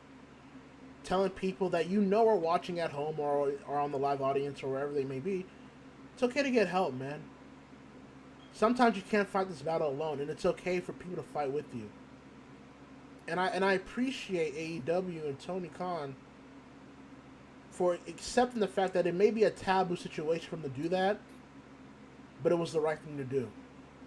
Because if Jon Moxley hadn't done it, I don't even want to think what could have happened if he didn't do this. I don't even want to know what would happen. And shout out to and all the love to Jon Moxley for even coming up and being a man to own up to the fact that he wanted to get help because he just had a new daughter, a relatively new marriage. His book just came out. He was about to be one of the top guys again. A lot of pressure in that. So I give all the love to Jon Moxley for that, for taking heed to the priorities that he needed to do for himself. And I'm glad that we now live in a wrestling society where we can address these things now without shame, without being considered weak, without being considered insubordinate to your job. Because you go back to the stories about how wrestlers in their past had to hide a lot of their vices. I know Meltzer said on a previous episode of Reservoir Radio, he talked about Brian Pillman in that aspect. And how if he and his demons. And his demons, how if maybe he had gotten the help that he needed at the time, he would still be here. And by the way... He even talked about that on the Dark Side episode. On the Dark Side episode, too. Yeah. And by the way, shout-outs to Pillman Jr. I saw his post on Instagram about Moxley. That was a very heartfelt post about Moxley. I have to give him credit. But, yeah, it's just, the wrestling world right now is just, I don't want to say uncertainty, but it's just a lot of disarray right now. So I think we know what the release is today. First things first, I want to tell anyone that's in the chat, don't tag them. Don't, at them on Twitter. Don't, retweet them, reminding them that they've been cut. You know what I'm saying? It's fine and all to give them their well wishes and all that, but you know what I'm saying? Don't be a dick about it. You know what I'm saying? It's hard It's a for shitty day for them. Yeah, just support them. Don't be an asshole. Just they know they've been cut. They're going to be going through a hard time, but just don't be an asshole. Don't treat them like horse shit and all that. At least say that. At least try to give them any amount of support. I mean, okay, you don't have to give him a full page apology or anything. Just say that things are going to get better and he's going to get back on the horse. Okay. And look, at the end of the day, a lot of these talents hopefully will bounce back and find a way to get a spot where they can get a spot. Malik, you're probably aware of it. I just saw GCW sign up Blake Christensen.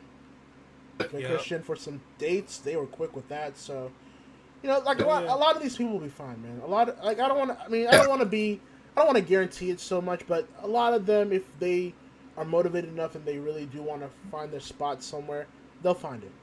At the end of the day, they'll find their way around. It's not even the end of the world.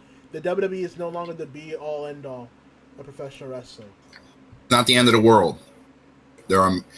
As the old saying goes, when one door closes, another opens. Yeah. And I just, by the way, we'll kind of wind down here in a couple of minutes here, but I do want to kind of read. I know Bailey just tweeted something a few minutes ago. Kind of want to read it a little bit. She tweeted a picture that said the title is called "Relentless." In the pic it says, "A cleaner never sees failure because to him it's never over. If something doesn't go as planned, he instinctively looks for options to make things work a different way. He doesn't feel embarrassed or ashamed. He doesn't blame anyone else, and he doesn't care what anyone else says about the situation. It's never the end. It's never over. Well said by Bailey. Although I will say, using like a pick with the words "a cleaner," kind of read between the lines. Yeah. But Yeah. and honestly, those that haven't been released yet, fam, I keep telling you, like, I mean, don't be stalkerish about it, but like, kind of read between the lines on social media with some of these talents in that company, and you'll kind of know who wants out and who wants to stay and all that. You know what I'm saying? Like, I don't know. What am I allowed to say? Within, I brought this up before. During the releases, we're probably all expecting to be talking about Kyle O'Reilly leaving in December and Kevin Owens in January, right? Well, here's the deal with that is Gargano and Kyle are December, and I believe Owens is February, at least the beginning of February next year. Here's the deal, folks. I do think Owens is leaving.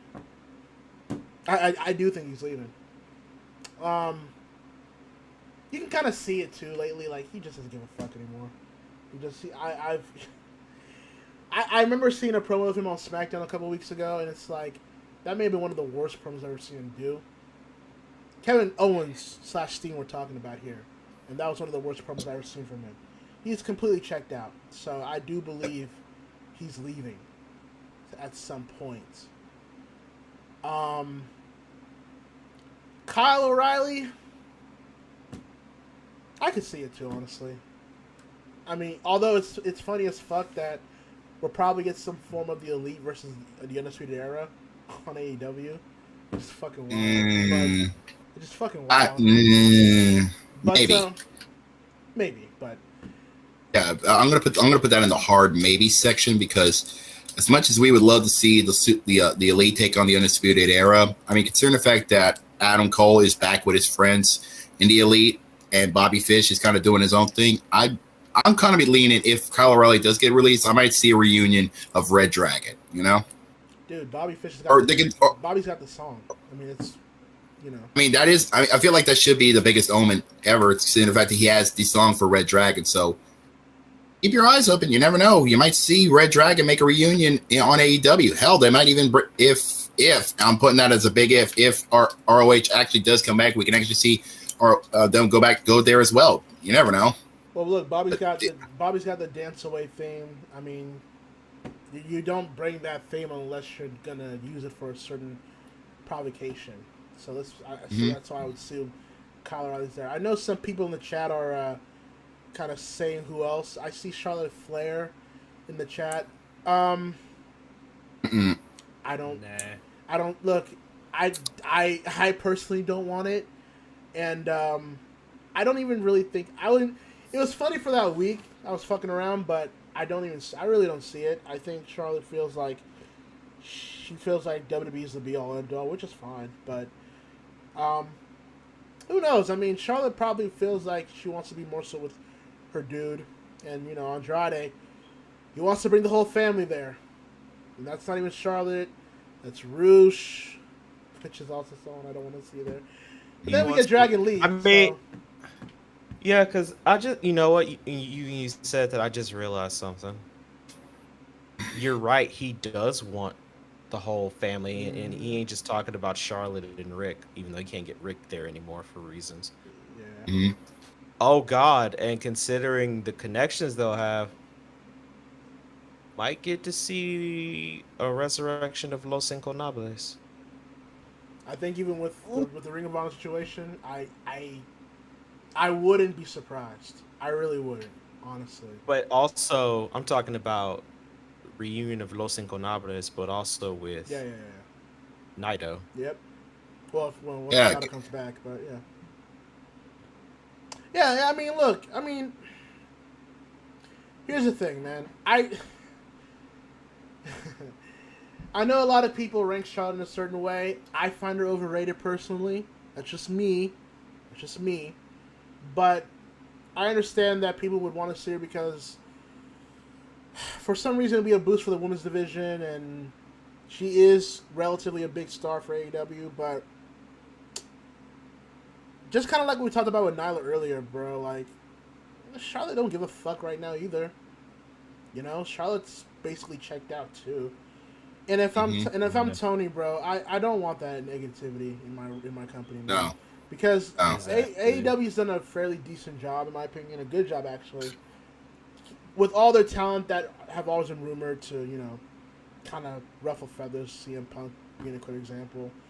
They've basically been kept fairly happy. You know, everyone's getting along for the most part. There's a good locker room environment. Everyone that goes there as a guest says that AEW is a great environment to be a part. Mm-hmm. You don't need a Charlotte in there who, honestly, if you want my honest opinion, she wouldn't go there for you. That's kind of the difference. She wouldn't go there to help AEW. She would be there to spite the WWE, and that's not what you need. That you're not TNA in that aspect. Oh. You know what I'm saying? Like, and honestly, you have the talent in the women's division. I would like to see better booking and some more consistency, but you have the talent, so Charlotte Flair is not a necessity, in my opinion.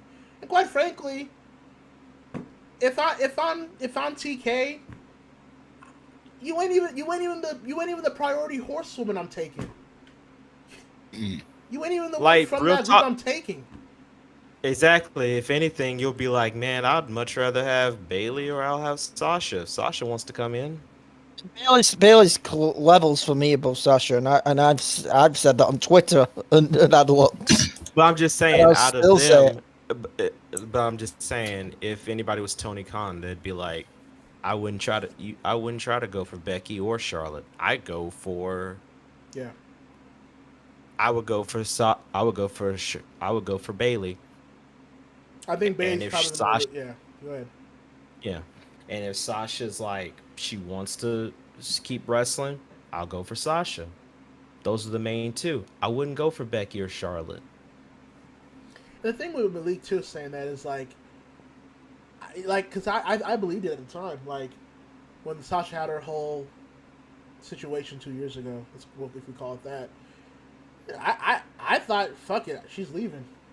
Because of the way it came about, and look, Ryan Satin, the way he reported it, he blew it out of proportion. But I don't deny that Sasha was probably fed up with certain shit and wanted to take a hiatus. And I think at the time AEW was enticed enough to where I would think that Sasha would jump because her contract was coming up at the time. But I understand why Sasha resigned actually, because at the time AEW was unproven. You know, it was the hot thing at the time, and people were enjoying what they were seeing out of the company, but it was unproven. We didn't really know if it had the sustainability for Sasha to jump. But let's put it this way, if the Sasha from then was around now, she's jumping. I'll even put this prediction on it, but like, I do believe by the end of this decade, a horsewoman's jumping. I think it'll be Bailey who jumps. I'm just saying one of them. She's one of them. I do believe, because look, I know everyone said their piece about the whole Becky and Charlotte thing a couple of days and weeks ago. I'm finally glad the facade of the horsewoman is finally being lifted, because it's been bullshit in a lot of ways. Like, I don't deny that they're friendly with each other, but you know, WWE really pushed those four in particular very hard. It's some sort of unity to put over the women's evolution. But now you're seeing, like, they weren't that close. Not as close as you would think, at least. And I with Malik saying, yeah, I agree. I believe Becky's a lifer there. I mean, I could be wrong. Anyone probably isn't a lifer these days. But for conversation's sakes, Becky's a lifer there. Charlotte probably is a lifer there in some aspects, unless it gets that bad for her.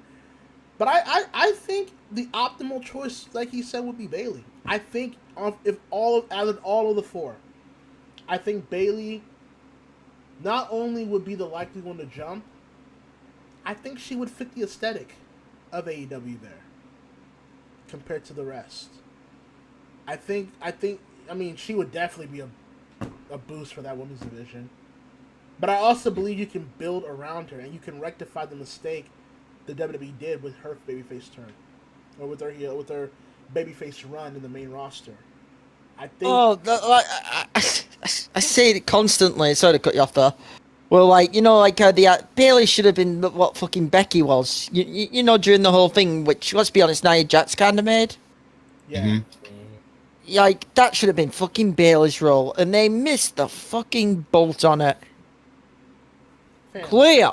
Fam, how many? Not to say. Oh, go ahead, Malik. Sorry. Go ahead, Not Malik. to say that Becky didn't deserve it. Like, let's make something clear. I'm not trying to down Becky as a talent because I think she is a good talent. I agree. And honestly, at that point, who was in the spot, I was happy to see Becky where she was at. But at the same time, Bayley has shown time and time again that she can keep people's attention for months on end. Sasha, Charlotte, and Becky couldn't do that. They couldn't keep you entertained for longer than a month. And you could throw it out to being and you could blame the fans and whatever, but you have to have something to make people still pay attention to you. You can't do the same thing over and over again. All three of them kind of repeated the same stuff and didn't know how to really work well with people. You know what I mean? Becky at least knew how to work well with everybody.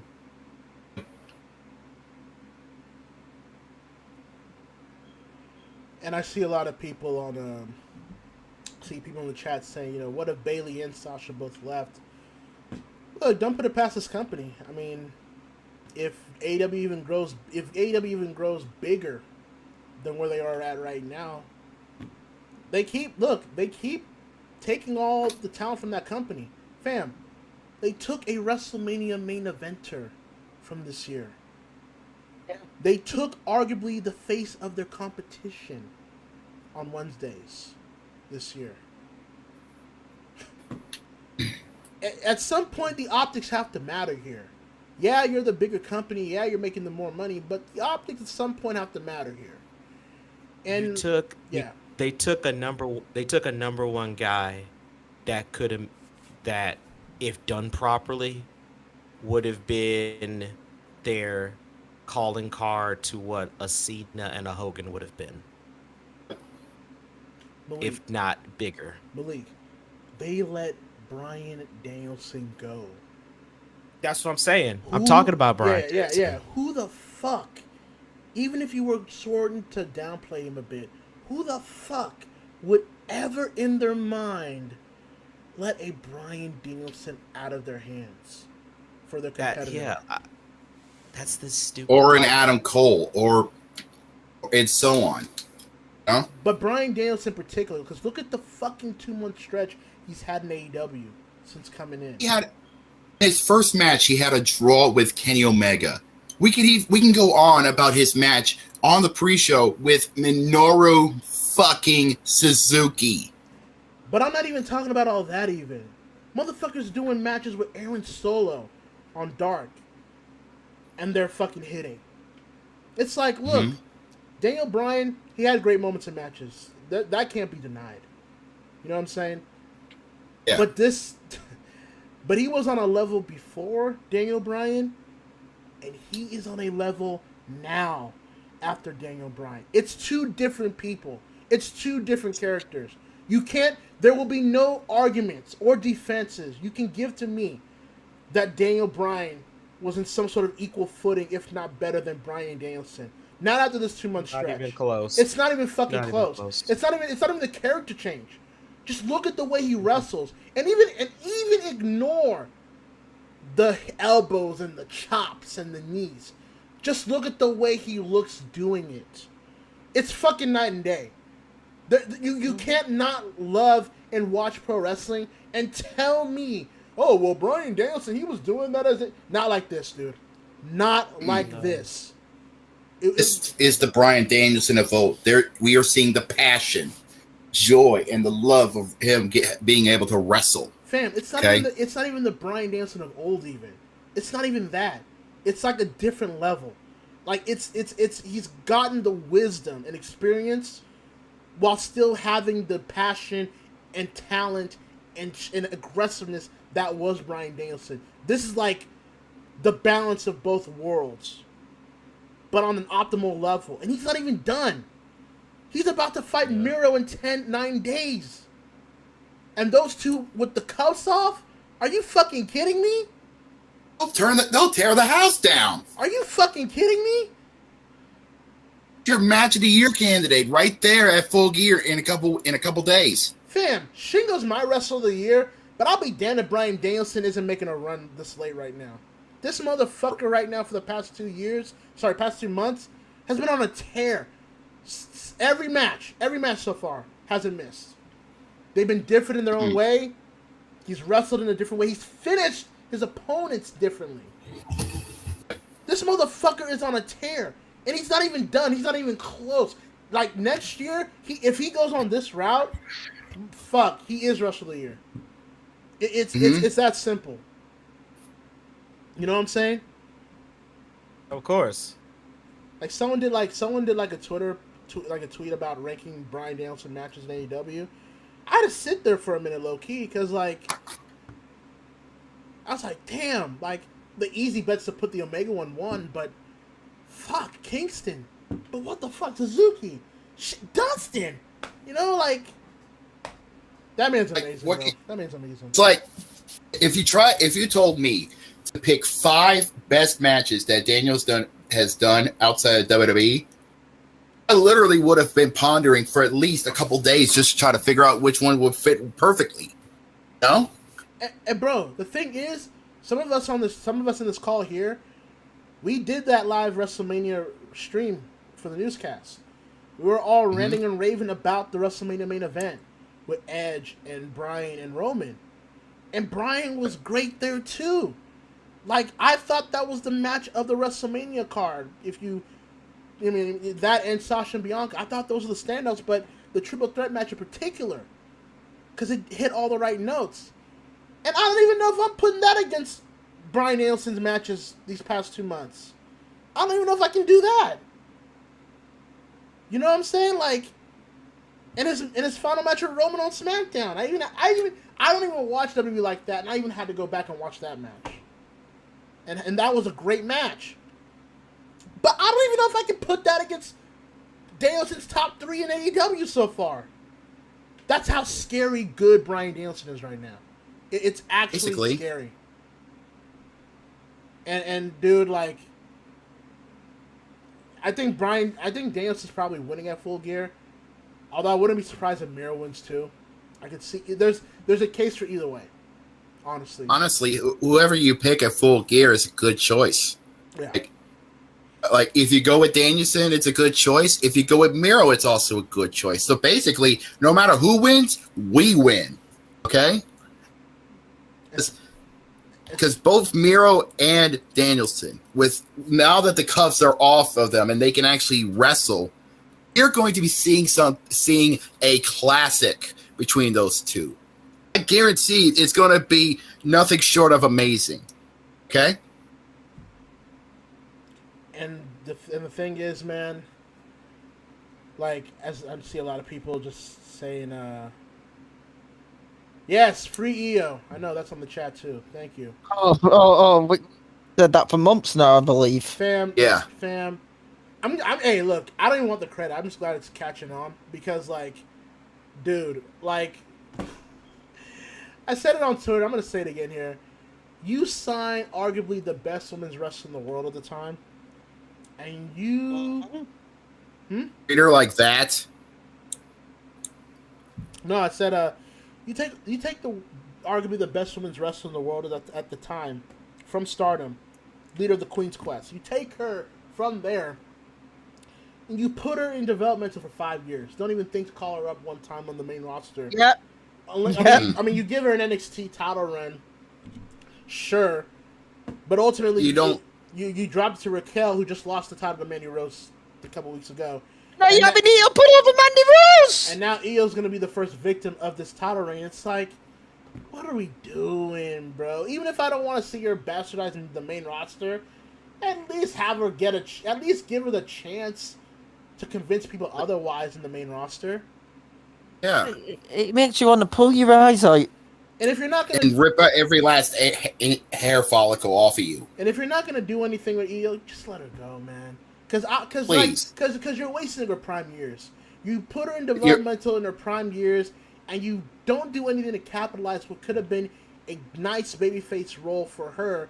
And even when the heel thing was working initially, you don't even really capitalize on that as well. You don't book her consistently enough to where she could have been a superstar, not just for your brand, but for your company. If you're that, here's the thing. Here is the fucking thing, because I had idiots argue with me when I kept doing this shit too. Oh, well, where else can Io Shirai go? Fucking AEW for one, because you know damn well if Io went to AEW, there'd be a different conversation. And you can go back to Japan and go back to Stardom. I was going to mention that too. I was going to mention that too. Like, or you can go to Stardom. It's like, well, she left Stardom. It's like, fam, the Stardom she left before going to WWE is not the Stardom that it is right now. Like, she can go back there and she can fight for her leadership for the Queen's Quest. Whether that's against Momo or Utami, it doesn't matter. But she can have Mayu's still there, Tam's still there, Hazuki just came back. Like, she can have feuds there. Ew. Quick one. Better yet, who's underneath that mask? If you all saw the last Stardom pay-per-view. I did. You know what I'm on about. I did. You know what I'm on about. I have my suspicions. I actually do. I have two actually. One, could be Kagetsu, which would be crazy. Because I watched the Hana Memorial show. She was phenomenal. Like, she didn't lose a step in that show. Yeah. But it could also be the former Mirai too from Tokyo Joshi. It could be her too. I don't know if you follow Tokyo Joshi like that, but I know she's one of the better rookies of that company. She just left a couple of months ago, and I mean, the rumor was that she was heading to Stardom, but it could be her under that mask. Those are my two suspicions, but I don't know. I honestly don't know who it could be. But I also find this angle interesting with Starlight Kid, who, by the way, needs to be up there for most improved wrestler of the year.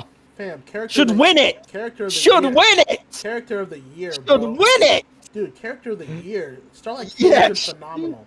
This heel turn, I had my doubts with her joining Odeyo Tai because, quite frankly, Odeyo Tai to me is pretty washed as a faction.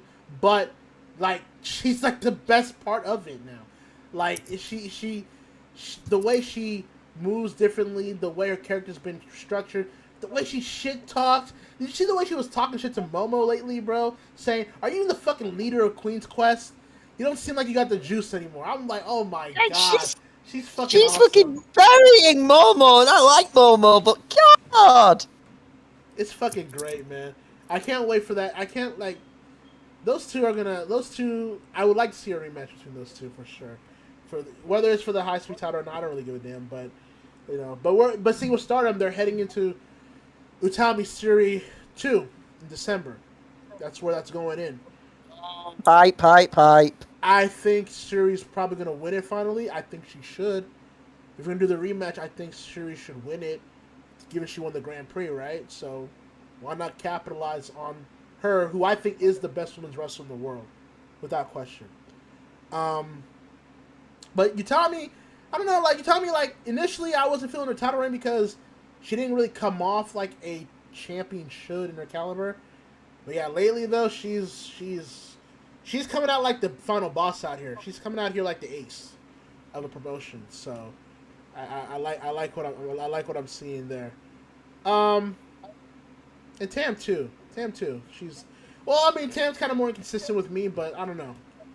But a lot of stuff is happening in Joshi. A lot of people aren't. If you follow the Joshi scene, a lot of changes are happening in that scene right now.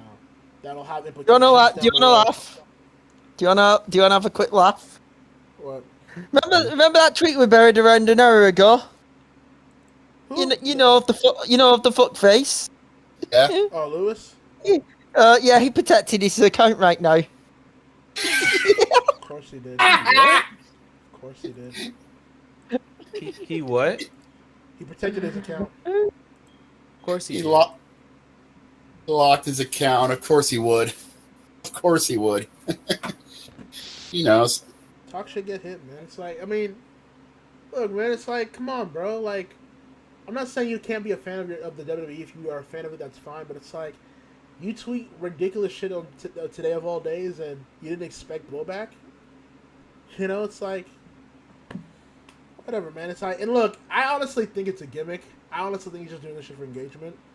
Because, you know, unfortunately, in social media, especially in wrestling, engagement is all about clout.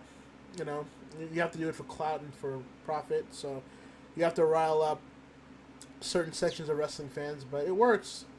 That's why people still have to keep talking about the Bischoffs and the Russos instead of ignoring them. Because what's the point of bringing them up when they hold no power with any major promotion? It's like, why the fuck give them the oxygen and all that shit? But Brandon asking, FTR Lucha Brothers at Full Gear, who you got? Keep it on the Lucha Brothers. I don't think it's any time soon to have them lose the tag titles. Although I do like FTR's work. Although initially, the way they went about that story, I did not like the whole Conquistador thing. Sounded like, I know it was kind of like a Conan thing, but I still didn't like the way it came about. But lately, it's been a little bit better. FTR has really been pretty entertaining lately too, quite frankly. You know, they've always been that old school wrestler type of team, but they've kind of they had the throwback Midnight Express theme on Dynamite. If anyone didn't notice, I absolutely loved, by the way. I loved that cover. Yeah, it was so gorgeous. It was like a throwback Midnight Express theme. Yeah, and also the team's developing a personality too, beyond the whole just no flips, just fists kind of moniker. So they're doing good so far between those two. I agree. Let me see here. Let's see. Io Shirai. No, if WWE was smart, they would have done a Three Tails reunion. Well, a few problems with that. First of all, one, they wouldn't know how to do it. Two, they don't watch Stardom like that. Three, Mayu wasn't going to the U.S., so that kind of puts the kaboot on that. And honestly, did you really want an Io Shirai, Kairi Hojo, Mayu Iwatani stable in WWE?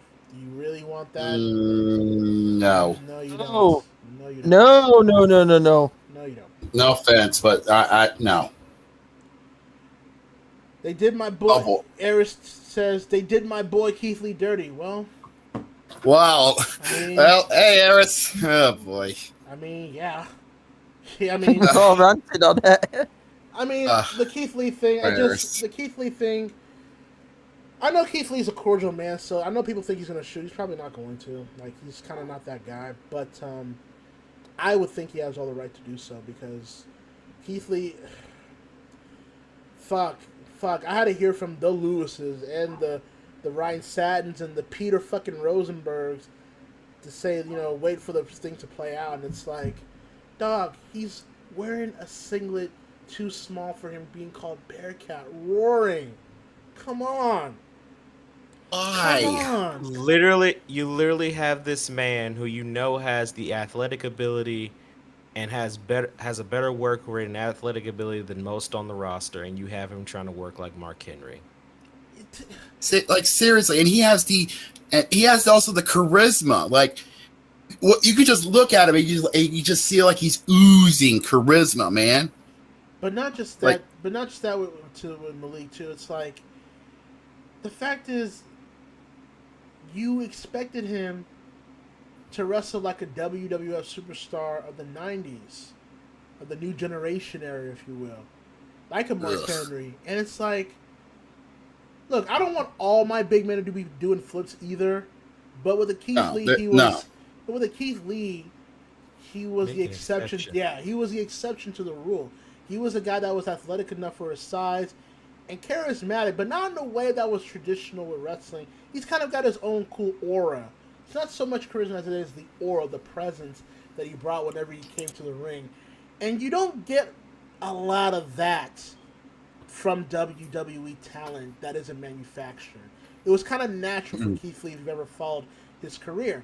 I mean, everyone. That's why people thought he'd be the one to succeed over Shane Taylor. Everyone said that. So, and Shane Taylor now himself is a free agent. I mean, and he's improved greatly as well.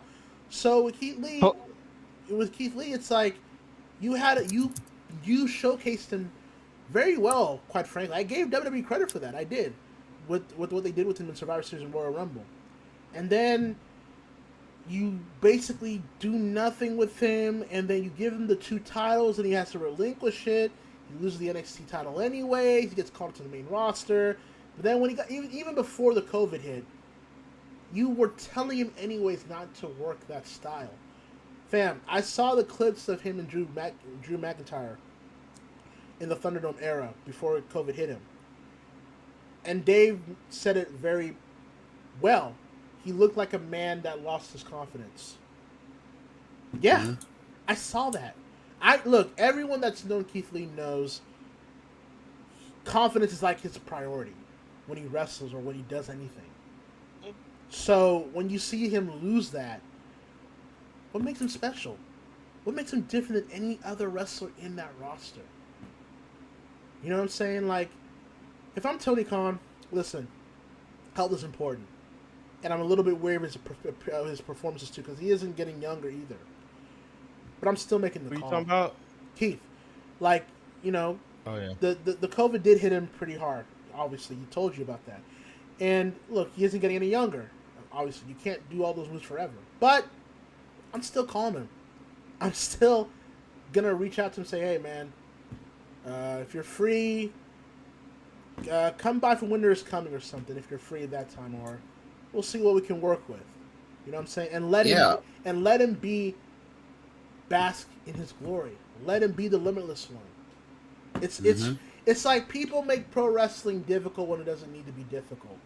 I mean, a lot of us work within CAW. Yeah, there are times when we have creative blank periods or we have a lot of disinterest in things we do. But when you're in a certain mood and you book and write and create accordingly, it's not that difficult. It's not that difficult. You only make it difficult for yourself when you do things you don't need to necessarily do. And that's kind of this thing with WWE where it's like they can be doing so many simple things that can make their product better, and they refuse to not go down that path to where everything looks milk and toast, it looks soulless, it looks bland, which is ironic for him, for a company that does all this overproduction of their company, and they still look bland. I don't know if y'all saw that comparison picture of a WWE show and an AEW show, and it's like, dude, it's so night and day. So I kind of like a little grittiness in my pro wrestling production. I don't need it to be a variety show from NBC. You know what I mean?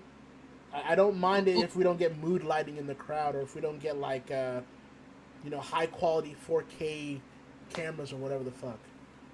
You know? But look at the UBS arena ticket sales, by the way, which you've been pointing out. How they're getting blown out in fucking Long Island, if we can be clear. Fam, they were getting toasted at the start of the initial sales. Then they had to announce Roman Reigns, and it still didn't do shit for their tickets. Then it's a 2-for-1. Now it's a 4-for-1 ticket for the UBS arena for Raw. And yet AEW is still selling more tickets than the allotted tickets for the WWE Raw show. Folks, I don't know what to tell you, folks. Like, I don't know what to tell you, man. Like, New York tends to be the barometer of a lot of things when it comes to entertainment and media. Mm-hmm. I don't want to say they're taking over New York like they took over Chicago, because let's be clear, Chicago is AEW territory now. But I'm kind of getting close to New York too, because quite frankly, the only thing they have is MSG, which quite frankly isn't the MSG that they once dominated compared to other sports and entertainment ventures.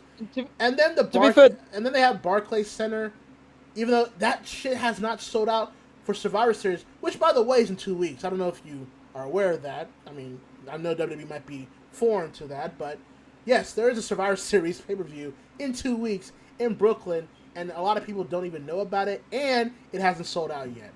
Can you imagine 5 years ago even thinking a Barclays Center for a Survivor Series or a top 4 pay-per-view show for WWE couldn't sell out?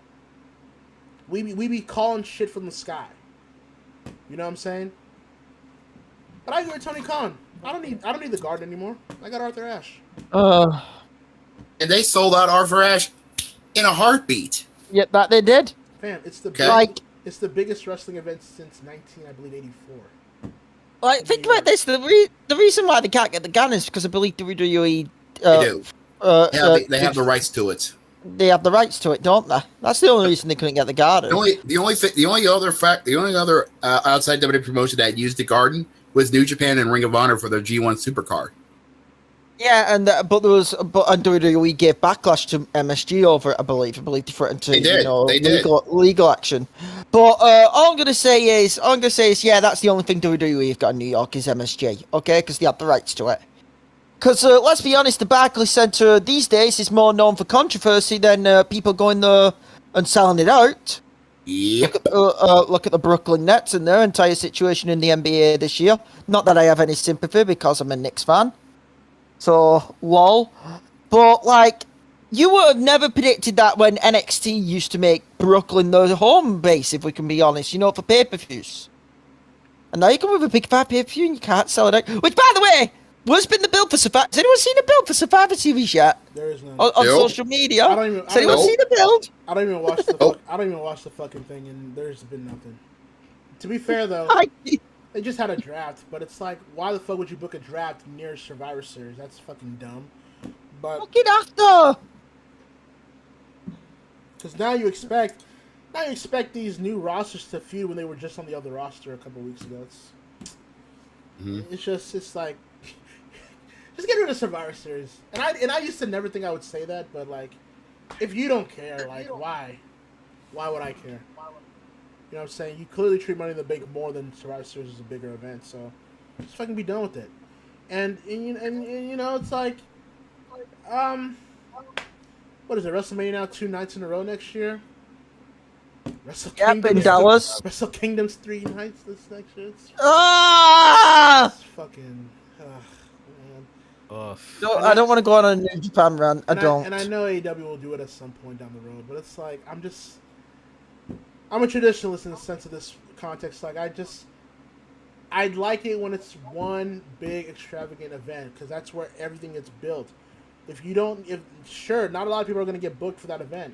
That's just the way it is. It's just the biggest draws and the biggest stories and the biggest matches get booked for the biggest show of the year, and it should be one night.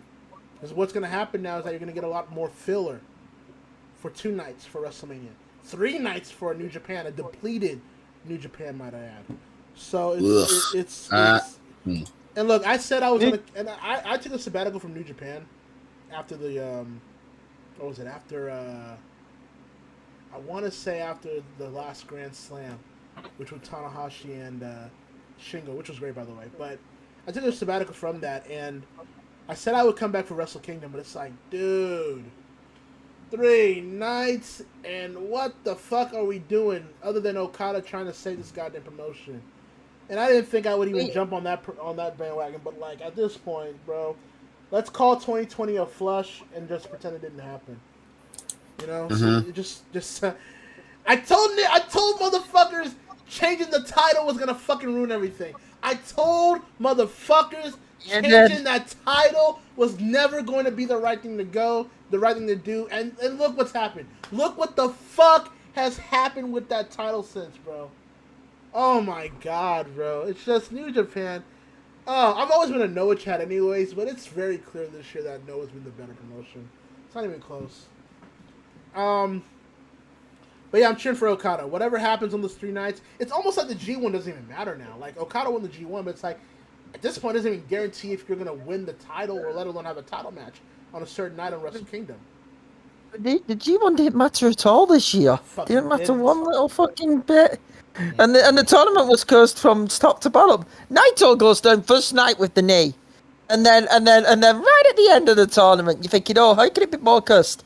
Oh, how about Kota Ibushi separates his shoulder? And I think a lot of you, quite frankly, I saw some of the matches that I did say I would pop in and watch some of them. Like, they've been good. I saw Shingo and Ishii, that was great and all that stuff. I think some of you guys are overrating this G1, quite frankly. Like, I won't go far to say it's one of the worst, but it wasn't one of the greatest either. I kind of even think New Japan, in a way, it's changing. I don't know how you guys feel about that, but I think New Japan's changing, and I don't think it's for the better either. I think the golden era of the 2010s of New Japan is coming to a close here. I think I think Tanahashi, Tanahashi's sinking into his role as a dad in that promotion. Okada isn't that dude in terms of physical awareness, in terms of physical shape. He's starting to wind down. Naito is as injury prone as possible. Koda's not getting only getting any younger. He's injury prone now too. Shingo, I feel bad for my boy because he deserves that goddamn title, but it just hasn't been his reign for him to really make an impact. And I'll be damned if I'm going to sit through Sonata and fucking Evil winning those titles in the future.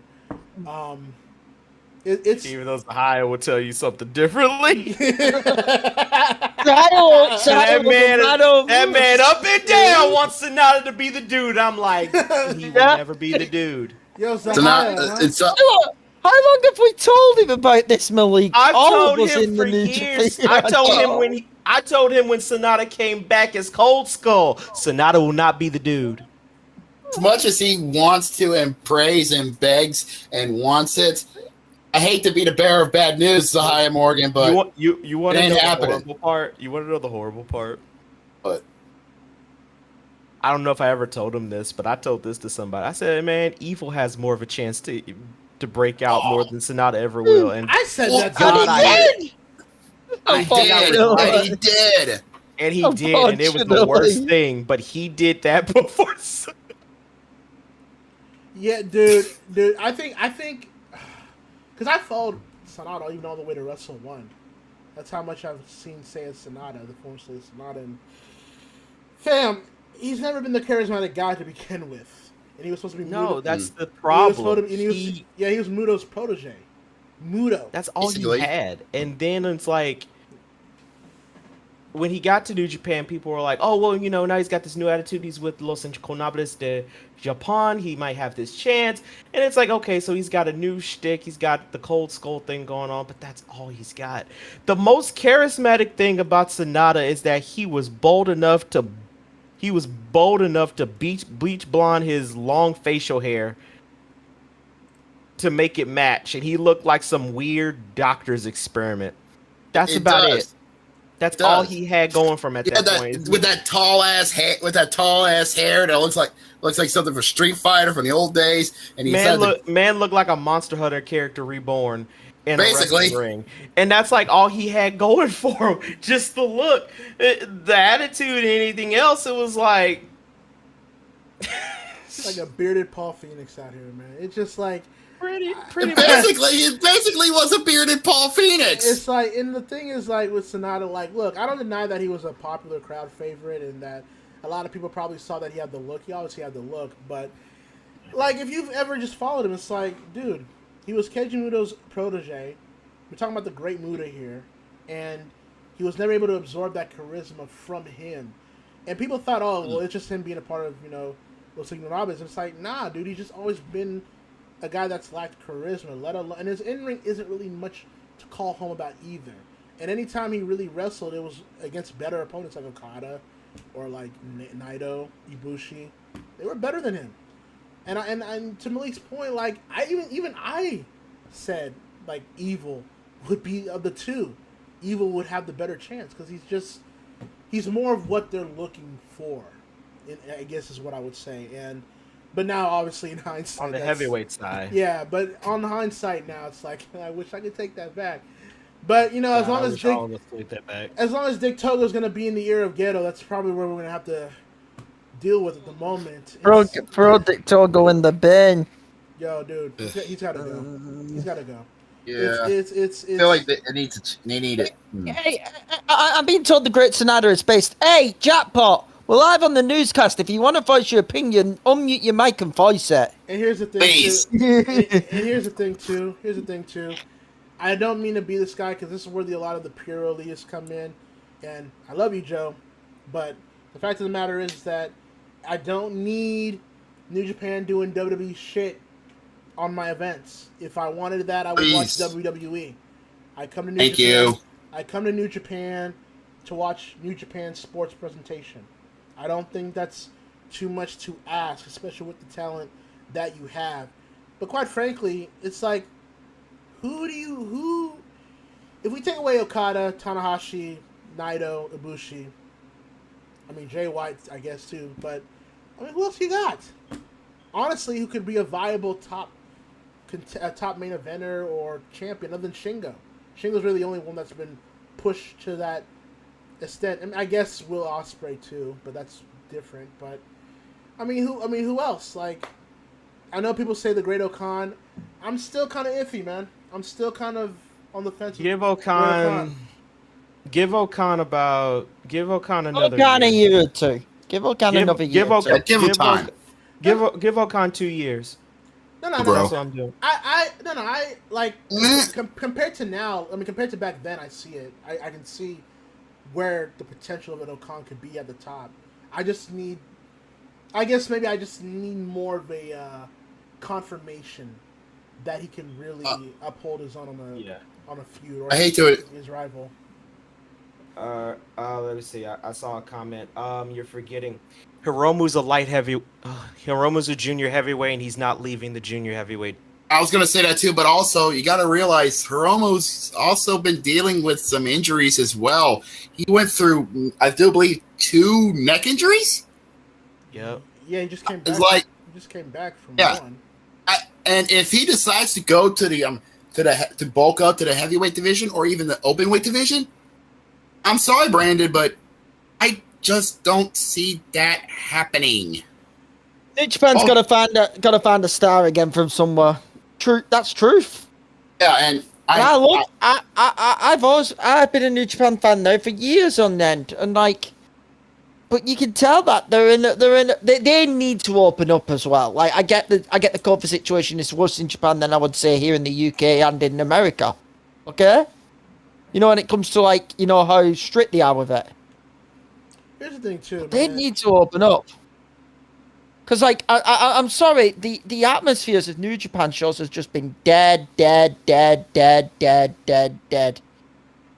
I'm allowed to be clear.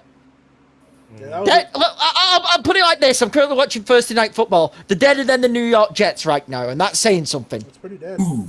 yeah, it's pretty dead. But, yeah, I mean, look, they have the Bushy Road money, so it's not like they can't extract elsewhere. But I think... my thing of it is, you're right, with Hiromu, he is the junior heavyweight division. You can't just take him out and place him as a band-aid for your top, scene in New Japan. You have to actually make efforts. And who knows, I mean, look, Japan now, they're starting to be a little bit more lenient with the restrictions now.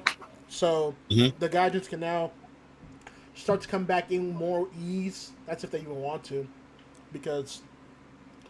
Jay White's still there, but then again, you don't know who will want to stay in New Japan after these 2 years, because there was that rumor about the Gaijins having a little bit of a mutiny about the way things are going in New Japan with COVID and the protocols they were doing and other booking decisions with Gato. The Hiro Meiji exit as well added to that factor. So, I mean, who knows who stays from that side of the Gaijins?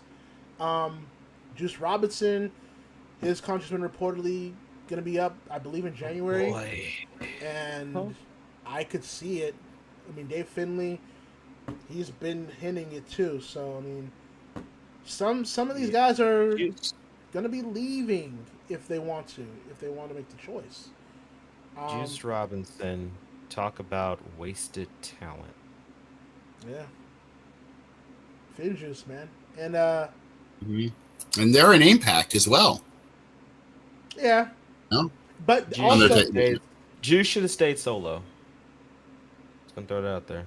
You know what? I didn't want to be the guy, but yeah.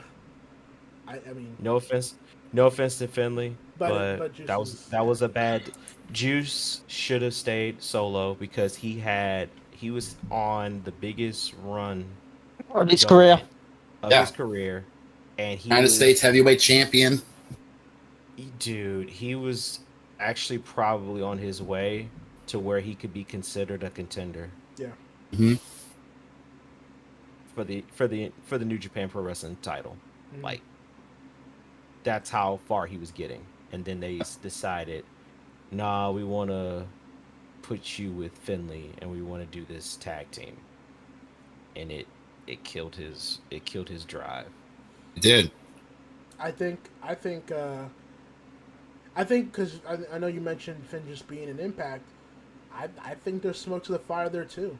I think Juice and Dave probably went to Impact to prepare themselves, to be prepared for a way to transition back into the States if they want to make the decision to leave New Japan. And look, I could see both in WWE too, quite frankly. And I honestly think, for as much shit as I give them, they could use some new tag teams, man. And I mean actual tag teams, not like makeshift teams, not like throwing together tag teams and then you just name them or whatever. Like legit tag teams. And I think Finjuice would be something that could be beneficial to them if they wanted to. But then there's also AEW too, and I mean, I don't even have to speak for their tag team division. It's the best in the world. So legit, you could say the top 10 tag teams in the world are all outside the Fed. You can make a top 10 list, barring the Usos, okay, and the Street Profits. Yep. You could say and New Day. and New Day too. New Day, and I hate to say it because I love them on the Indies, so fucking War Machine, okay? And what they've done with them. But you could make the case that, my God, there's a top 5 list you could make of teams outside the Fed, which would actually be, fair to say. That's fair. I can't argue against it. I know someone said on the comment here, don't forget about the future Ace Shota Umino. I've been paying attention to Shota in Rev Pro because him and Yuya, those guys, Yuya, by the way, he's been having a hell of a run with his excursion, by the way, but be that as that may, Shota, I've seen some of his recent stuff, kind of average at the moment. Doesn't really come off as a future ace in the future. Kind of putting on some pounds, kind of not having the performances he needs to have. But that doesn't mean that I don't think if he ever came back to New Japan, he wouldn't be able to be rehabbed to where he could eventually. I mean, because look, Okada, as a great example, he just came from TNA after the shit they did with him, and he came back to New Japan, and he eventually became who he was today. So it's not like it's impossible. Man. You know what I'm saying? But at the end of the day, but then again, Shota could be like a Master Wato too. That's also a thing too. It's all. That hurts my fucking soul, bruh. Man. What did you do to Watto? He was so good. Why did you put that on him? I still go back and watch that debut he did, and I just kind of laugh. I can't help but smile and laugh because it's like, what the fuck, bro? Why would you do that, man? You know what I'm saying? And that's what sucks about the incursions from the excursions from New Japan. Like, everything stopped with them in their country, so they don't have the full excursion that they can have. So, but when they come back, I do wonder how New Japan Strong is going to factor once everything opens up, too. I do wonder that. That's a big question. Because, Lawler's free. Tom Lawler's free from MLW. So you think maybe he wants to do full-time New Japan. Not just stateside, but overseas, too. Or maybe he signs somewhere else. Who knows? I mean, he is doing good in Strong, considering the fact he is still the current inaugural Strong champion. Yeah, and topic here. Oh, so next question. Not trying to get off topic, but in your guys' opinion, what could have been done to make Evil's breakout run better? Well, get rid of Dick. That would have been one. Two. Okay, here's the thing. With Evil, he's not the most entertaining wrestler in the ring. He's not the most explosive wrestler there is. I don't think he's horrible though. I think people kind of went a little bit off the rails with calling him like the worst main event wrestler in New Japan. I don't think that's fair. But what I would have done, dude, he's an intimidating heavyweight. just have him be dominant. Just have him be dominant. Fam, I didn't even mind Evil turning on Naito. I still believe, though, he didn't need to join the Bullet Club. That might just be me. And that's my problem with it. That might just be me and how sick and tired I am of the Bullet Club at this point in 2021. And fam, I was sick of it when the Elite were still there. So you can only imagine how tired I am of the Bullet Club at this point. But I think you could have just turned Evil against Naito because, you know, Evil was the first one to join Naito. So there was a story there. Although I would have probably preferred Shingo in that role, but whatever. It could have worked with Evil. But just have it be like a, you know, a personal grudge. There, you know, just like a dissension in the ranks, if you will. You didn't need Bullet Club bullshit. You didn't need Dick Togo interference. You didn't need Gato booking. You didn't need all this other distractions and interferences that take away from what Evil could add to a program with Naito and maybe add to him being a contender, let alone champion, IWGP champion. And I just feel like, I know a lot of people will swear up and down of the book Bible of Gato and all that, and Gato was phenomenal. That's why I try not to give him too much shit, but dog, it's like last year was just a bad year. It was just a bad year for New Japan in terms of creative, and this year hasn't really gotten my hopes up for the future. I'm gonna be real with you, I don't really like what I'm seeing from New Japan right now and probably in the future. And then you compare it to Noah, it's like Nakajima's the fucking man right now. Did you see what he did to Tanaka? That shit was fucking great professional wrestling. The story of Nakajima this year has been a roller coaster.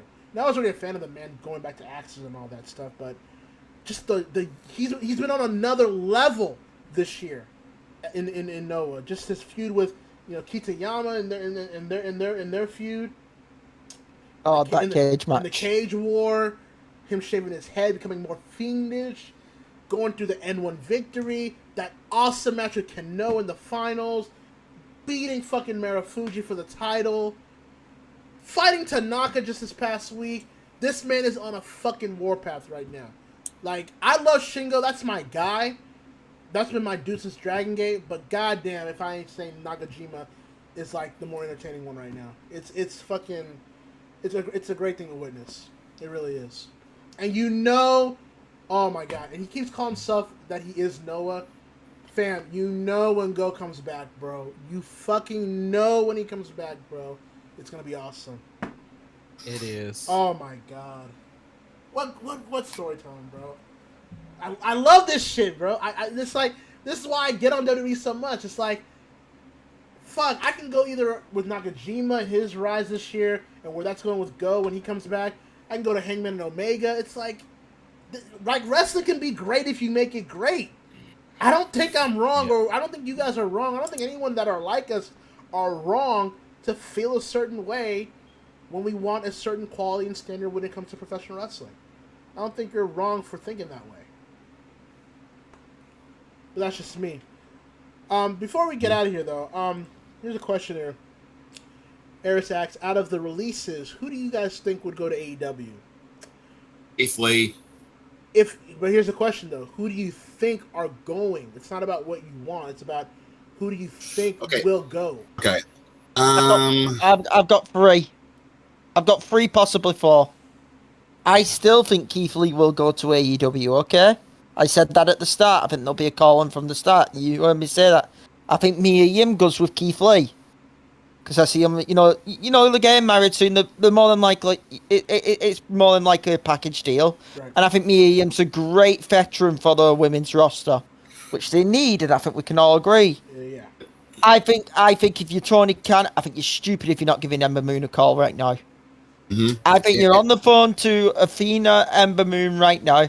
And this ain't a contract, but I see this as like a cameo appearance. I could see Mascara Dorada showing up on AEW in a cameo. Kind of do like that thing they did with Samurai Del Sol and Aerostar. Have like a little one match deal or something, you know? Yeah, and I can see. I think Dorada should be. I think Impact should be all over that with Mascara Dorada. Put him versus Trey Miguel, please. I would love to see that match. Well, if if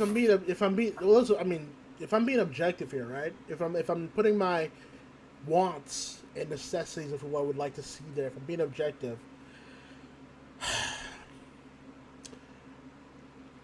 I think Keith Lee goes there. I think Keith Lee would want to go there. Is kind of more of my point. To prove a point, and also to help the company, but to prove a point too. Yeah. I think. Let's see here. I think, at the very least, for a short run, Dorada and Metalik will make some sort of short-term deal with them, because I think what AEW should do moving forward, considering this week's Dynamite, lean more into the lucha. I think because you lean a lot to the PWG style, you lean a lot into some of the Joshi, lean into the lucha, like which they are anyways, but be the wrestling company that is like all styles are welcomed. You know, like all types of wrestling is welcome. We celebrate all aspects of professional wrestling. So yeah, you get your lucha at the start of the hour. You get some Joshi wrestling in there. You get your like PWG style wrestling. You get some strong style here. You get some American sports entertainment wrestling here. You get all that in a bundle. That's what makes AEW great, in the sense that there's something for everybody. So if I'm looking at this list here, right? Keith Lee, I think Dorada Metal League for a short time. I do see Mia Yim. I could see a Mia Yim there as well. I think she would fit there more appropriately for AEW, quite frankly. Ember Moon, if she's motivated and healthy enough, I think an Ember Moon. Somebody tweeted back to me while I was tweeting about the releases. Somebody tweeted to me like, dude, can you imagine like, you know, a Thunder Rosa and Athena program? And I was like, dude, in fucking Texas? Just have them do like a fucking Texas bull rope or like a Texas death style match? Yeah, or a bunkhouse match? Bunkhouse or something match? like that? Fucking yeah, I'm fucking lean into that shit, man. Yeah, I'd be down for that. Honestly, too. You know what? No, I can't see that, because I know people said Cross and Scarlett, but See them in Impact. but I don't see them in Impact either. I think they're never going back to Impact. Oh. They're never going back to Impact, and I mean Don Callis is in AEW, so I don't think that'll be happening anytime soon either. Honestly, I think a lot of people aren't looking at the younger talent of this list too, like a Zeta Ramir, and I follow AQA. Formula. I don't follow her that closely, but I know people that I do follow that do like big her up before even she was signed to WWE. She's one of Booker T's students, and she's really good from what I've seen. So I could see an AEW calling her up, at least for a dark or elevation, and see where she goes about it. And if she's really good, you sign her. I know others said Harry Smith.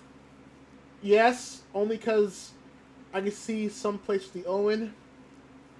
I could see Harry Smith going into, at the very least, make a cameo. You know, or maybe have a special match when they go into up north in Canada for a tour and the whole Owen Hart tournament starts. I could see him in there. And he's still relatively young. He's not even 40 yet. I think he's still like 36, 37. He's still pretty young because he started at a young age in the business. So, but it'll be interesting to see how certain people move going forward. Like a Frankie Monet, I can see Taya Valkyrie right back into Impact for AAA too. I can see her right back in there. I mean, Loca. Well, Guerra Loca. You know, I could see, you know, Biff. You know, there's Beyond, there's GCW. I mean, you already know Biff's pretty much good. I think Nia Jax's pretty much done with wrestling. She'll probably find ways in other ventures with movies and all that. She has the connections. It's not like she can't do it. Same thing with Eva Marie. I don't. You know what I mean. Yeah. B-Fab is interesting because like I saw her wrestle on NXT. She wasn't very good, but No, she wasn't. she has charisma.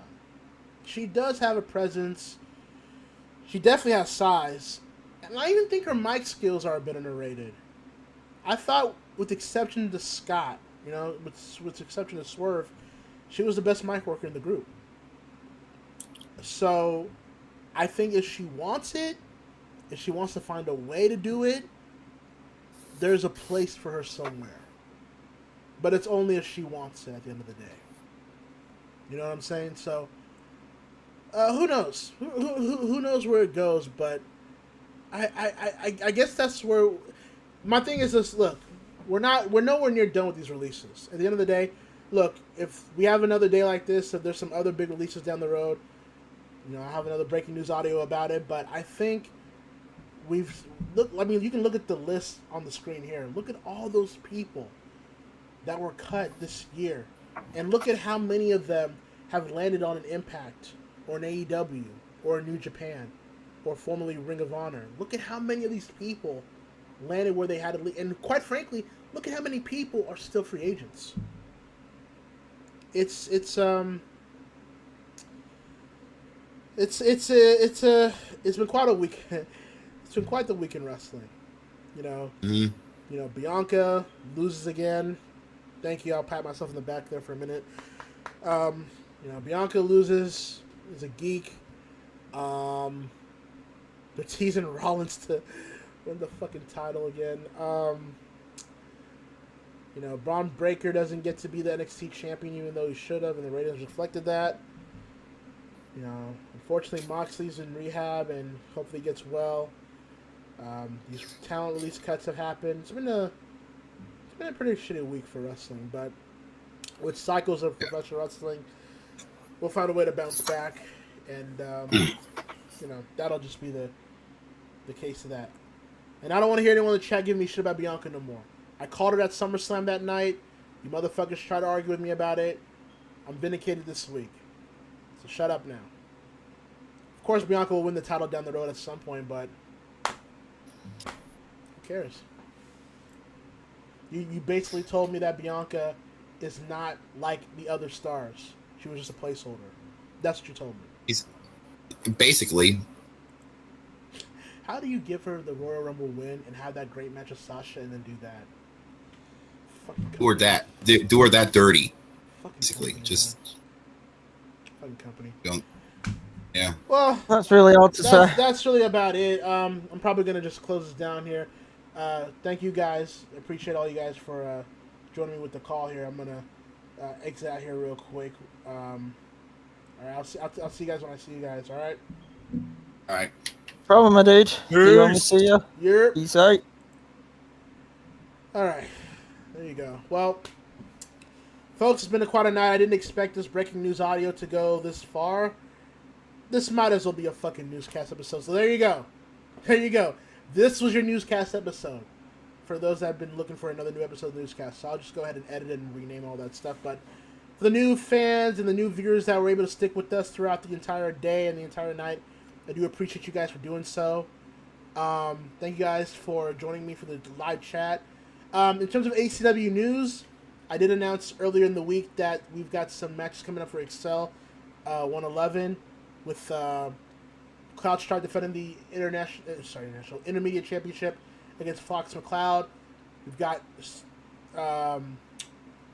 what was that? What else? We've got Diddy Kong taking on Link, and we've got Joe Agashi, the XL World Champion, and General Manager Mr. Smith coming out for announcement. We'll have more news about Excel 111 as we get close. But I have been working on ACW content. When it starts coming out, you'll know it. I'll let you guys know. So just keep the hope alive in that. Probably next week we might do a shoot the shit episode where you guys will just send me questions and I'll answer them. But who knows? We'll find out. We'll figure it out at the end of the day. But yeah, that'll do it for this newscast. I do appreciate all of you guys for joining me here, and make sure you guys all, stay safe and take care of yourselves. And you'll hear me through either the newscast or ECW. You'll see me around sooner than later. So I'm just rambling at this point. You know me. I never know how to end the fucking newscast. You know me. But anyways, that'll do it for me. As I say for the 5th time, thank you very much for joining me. And if there is more news coming for all this stuff, I will let all of you guys know in the meantime and in between times. So until then, I'm telling all of you guys to stay cool. Stay cool.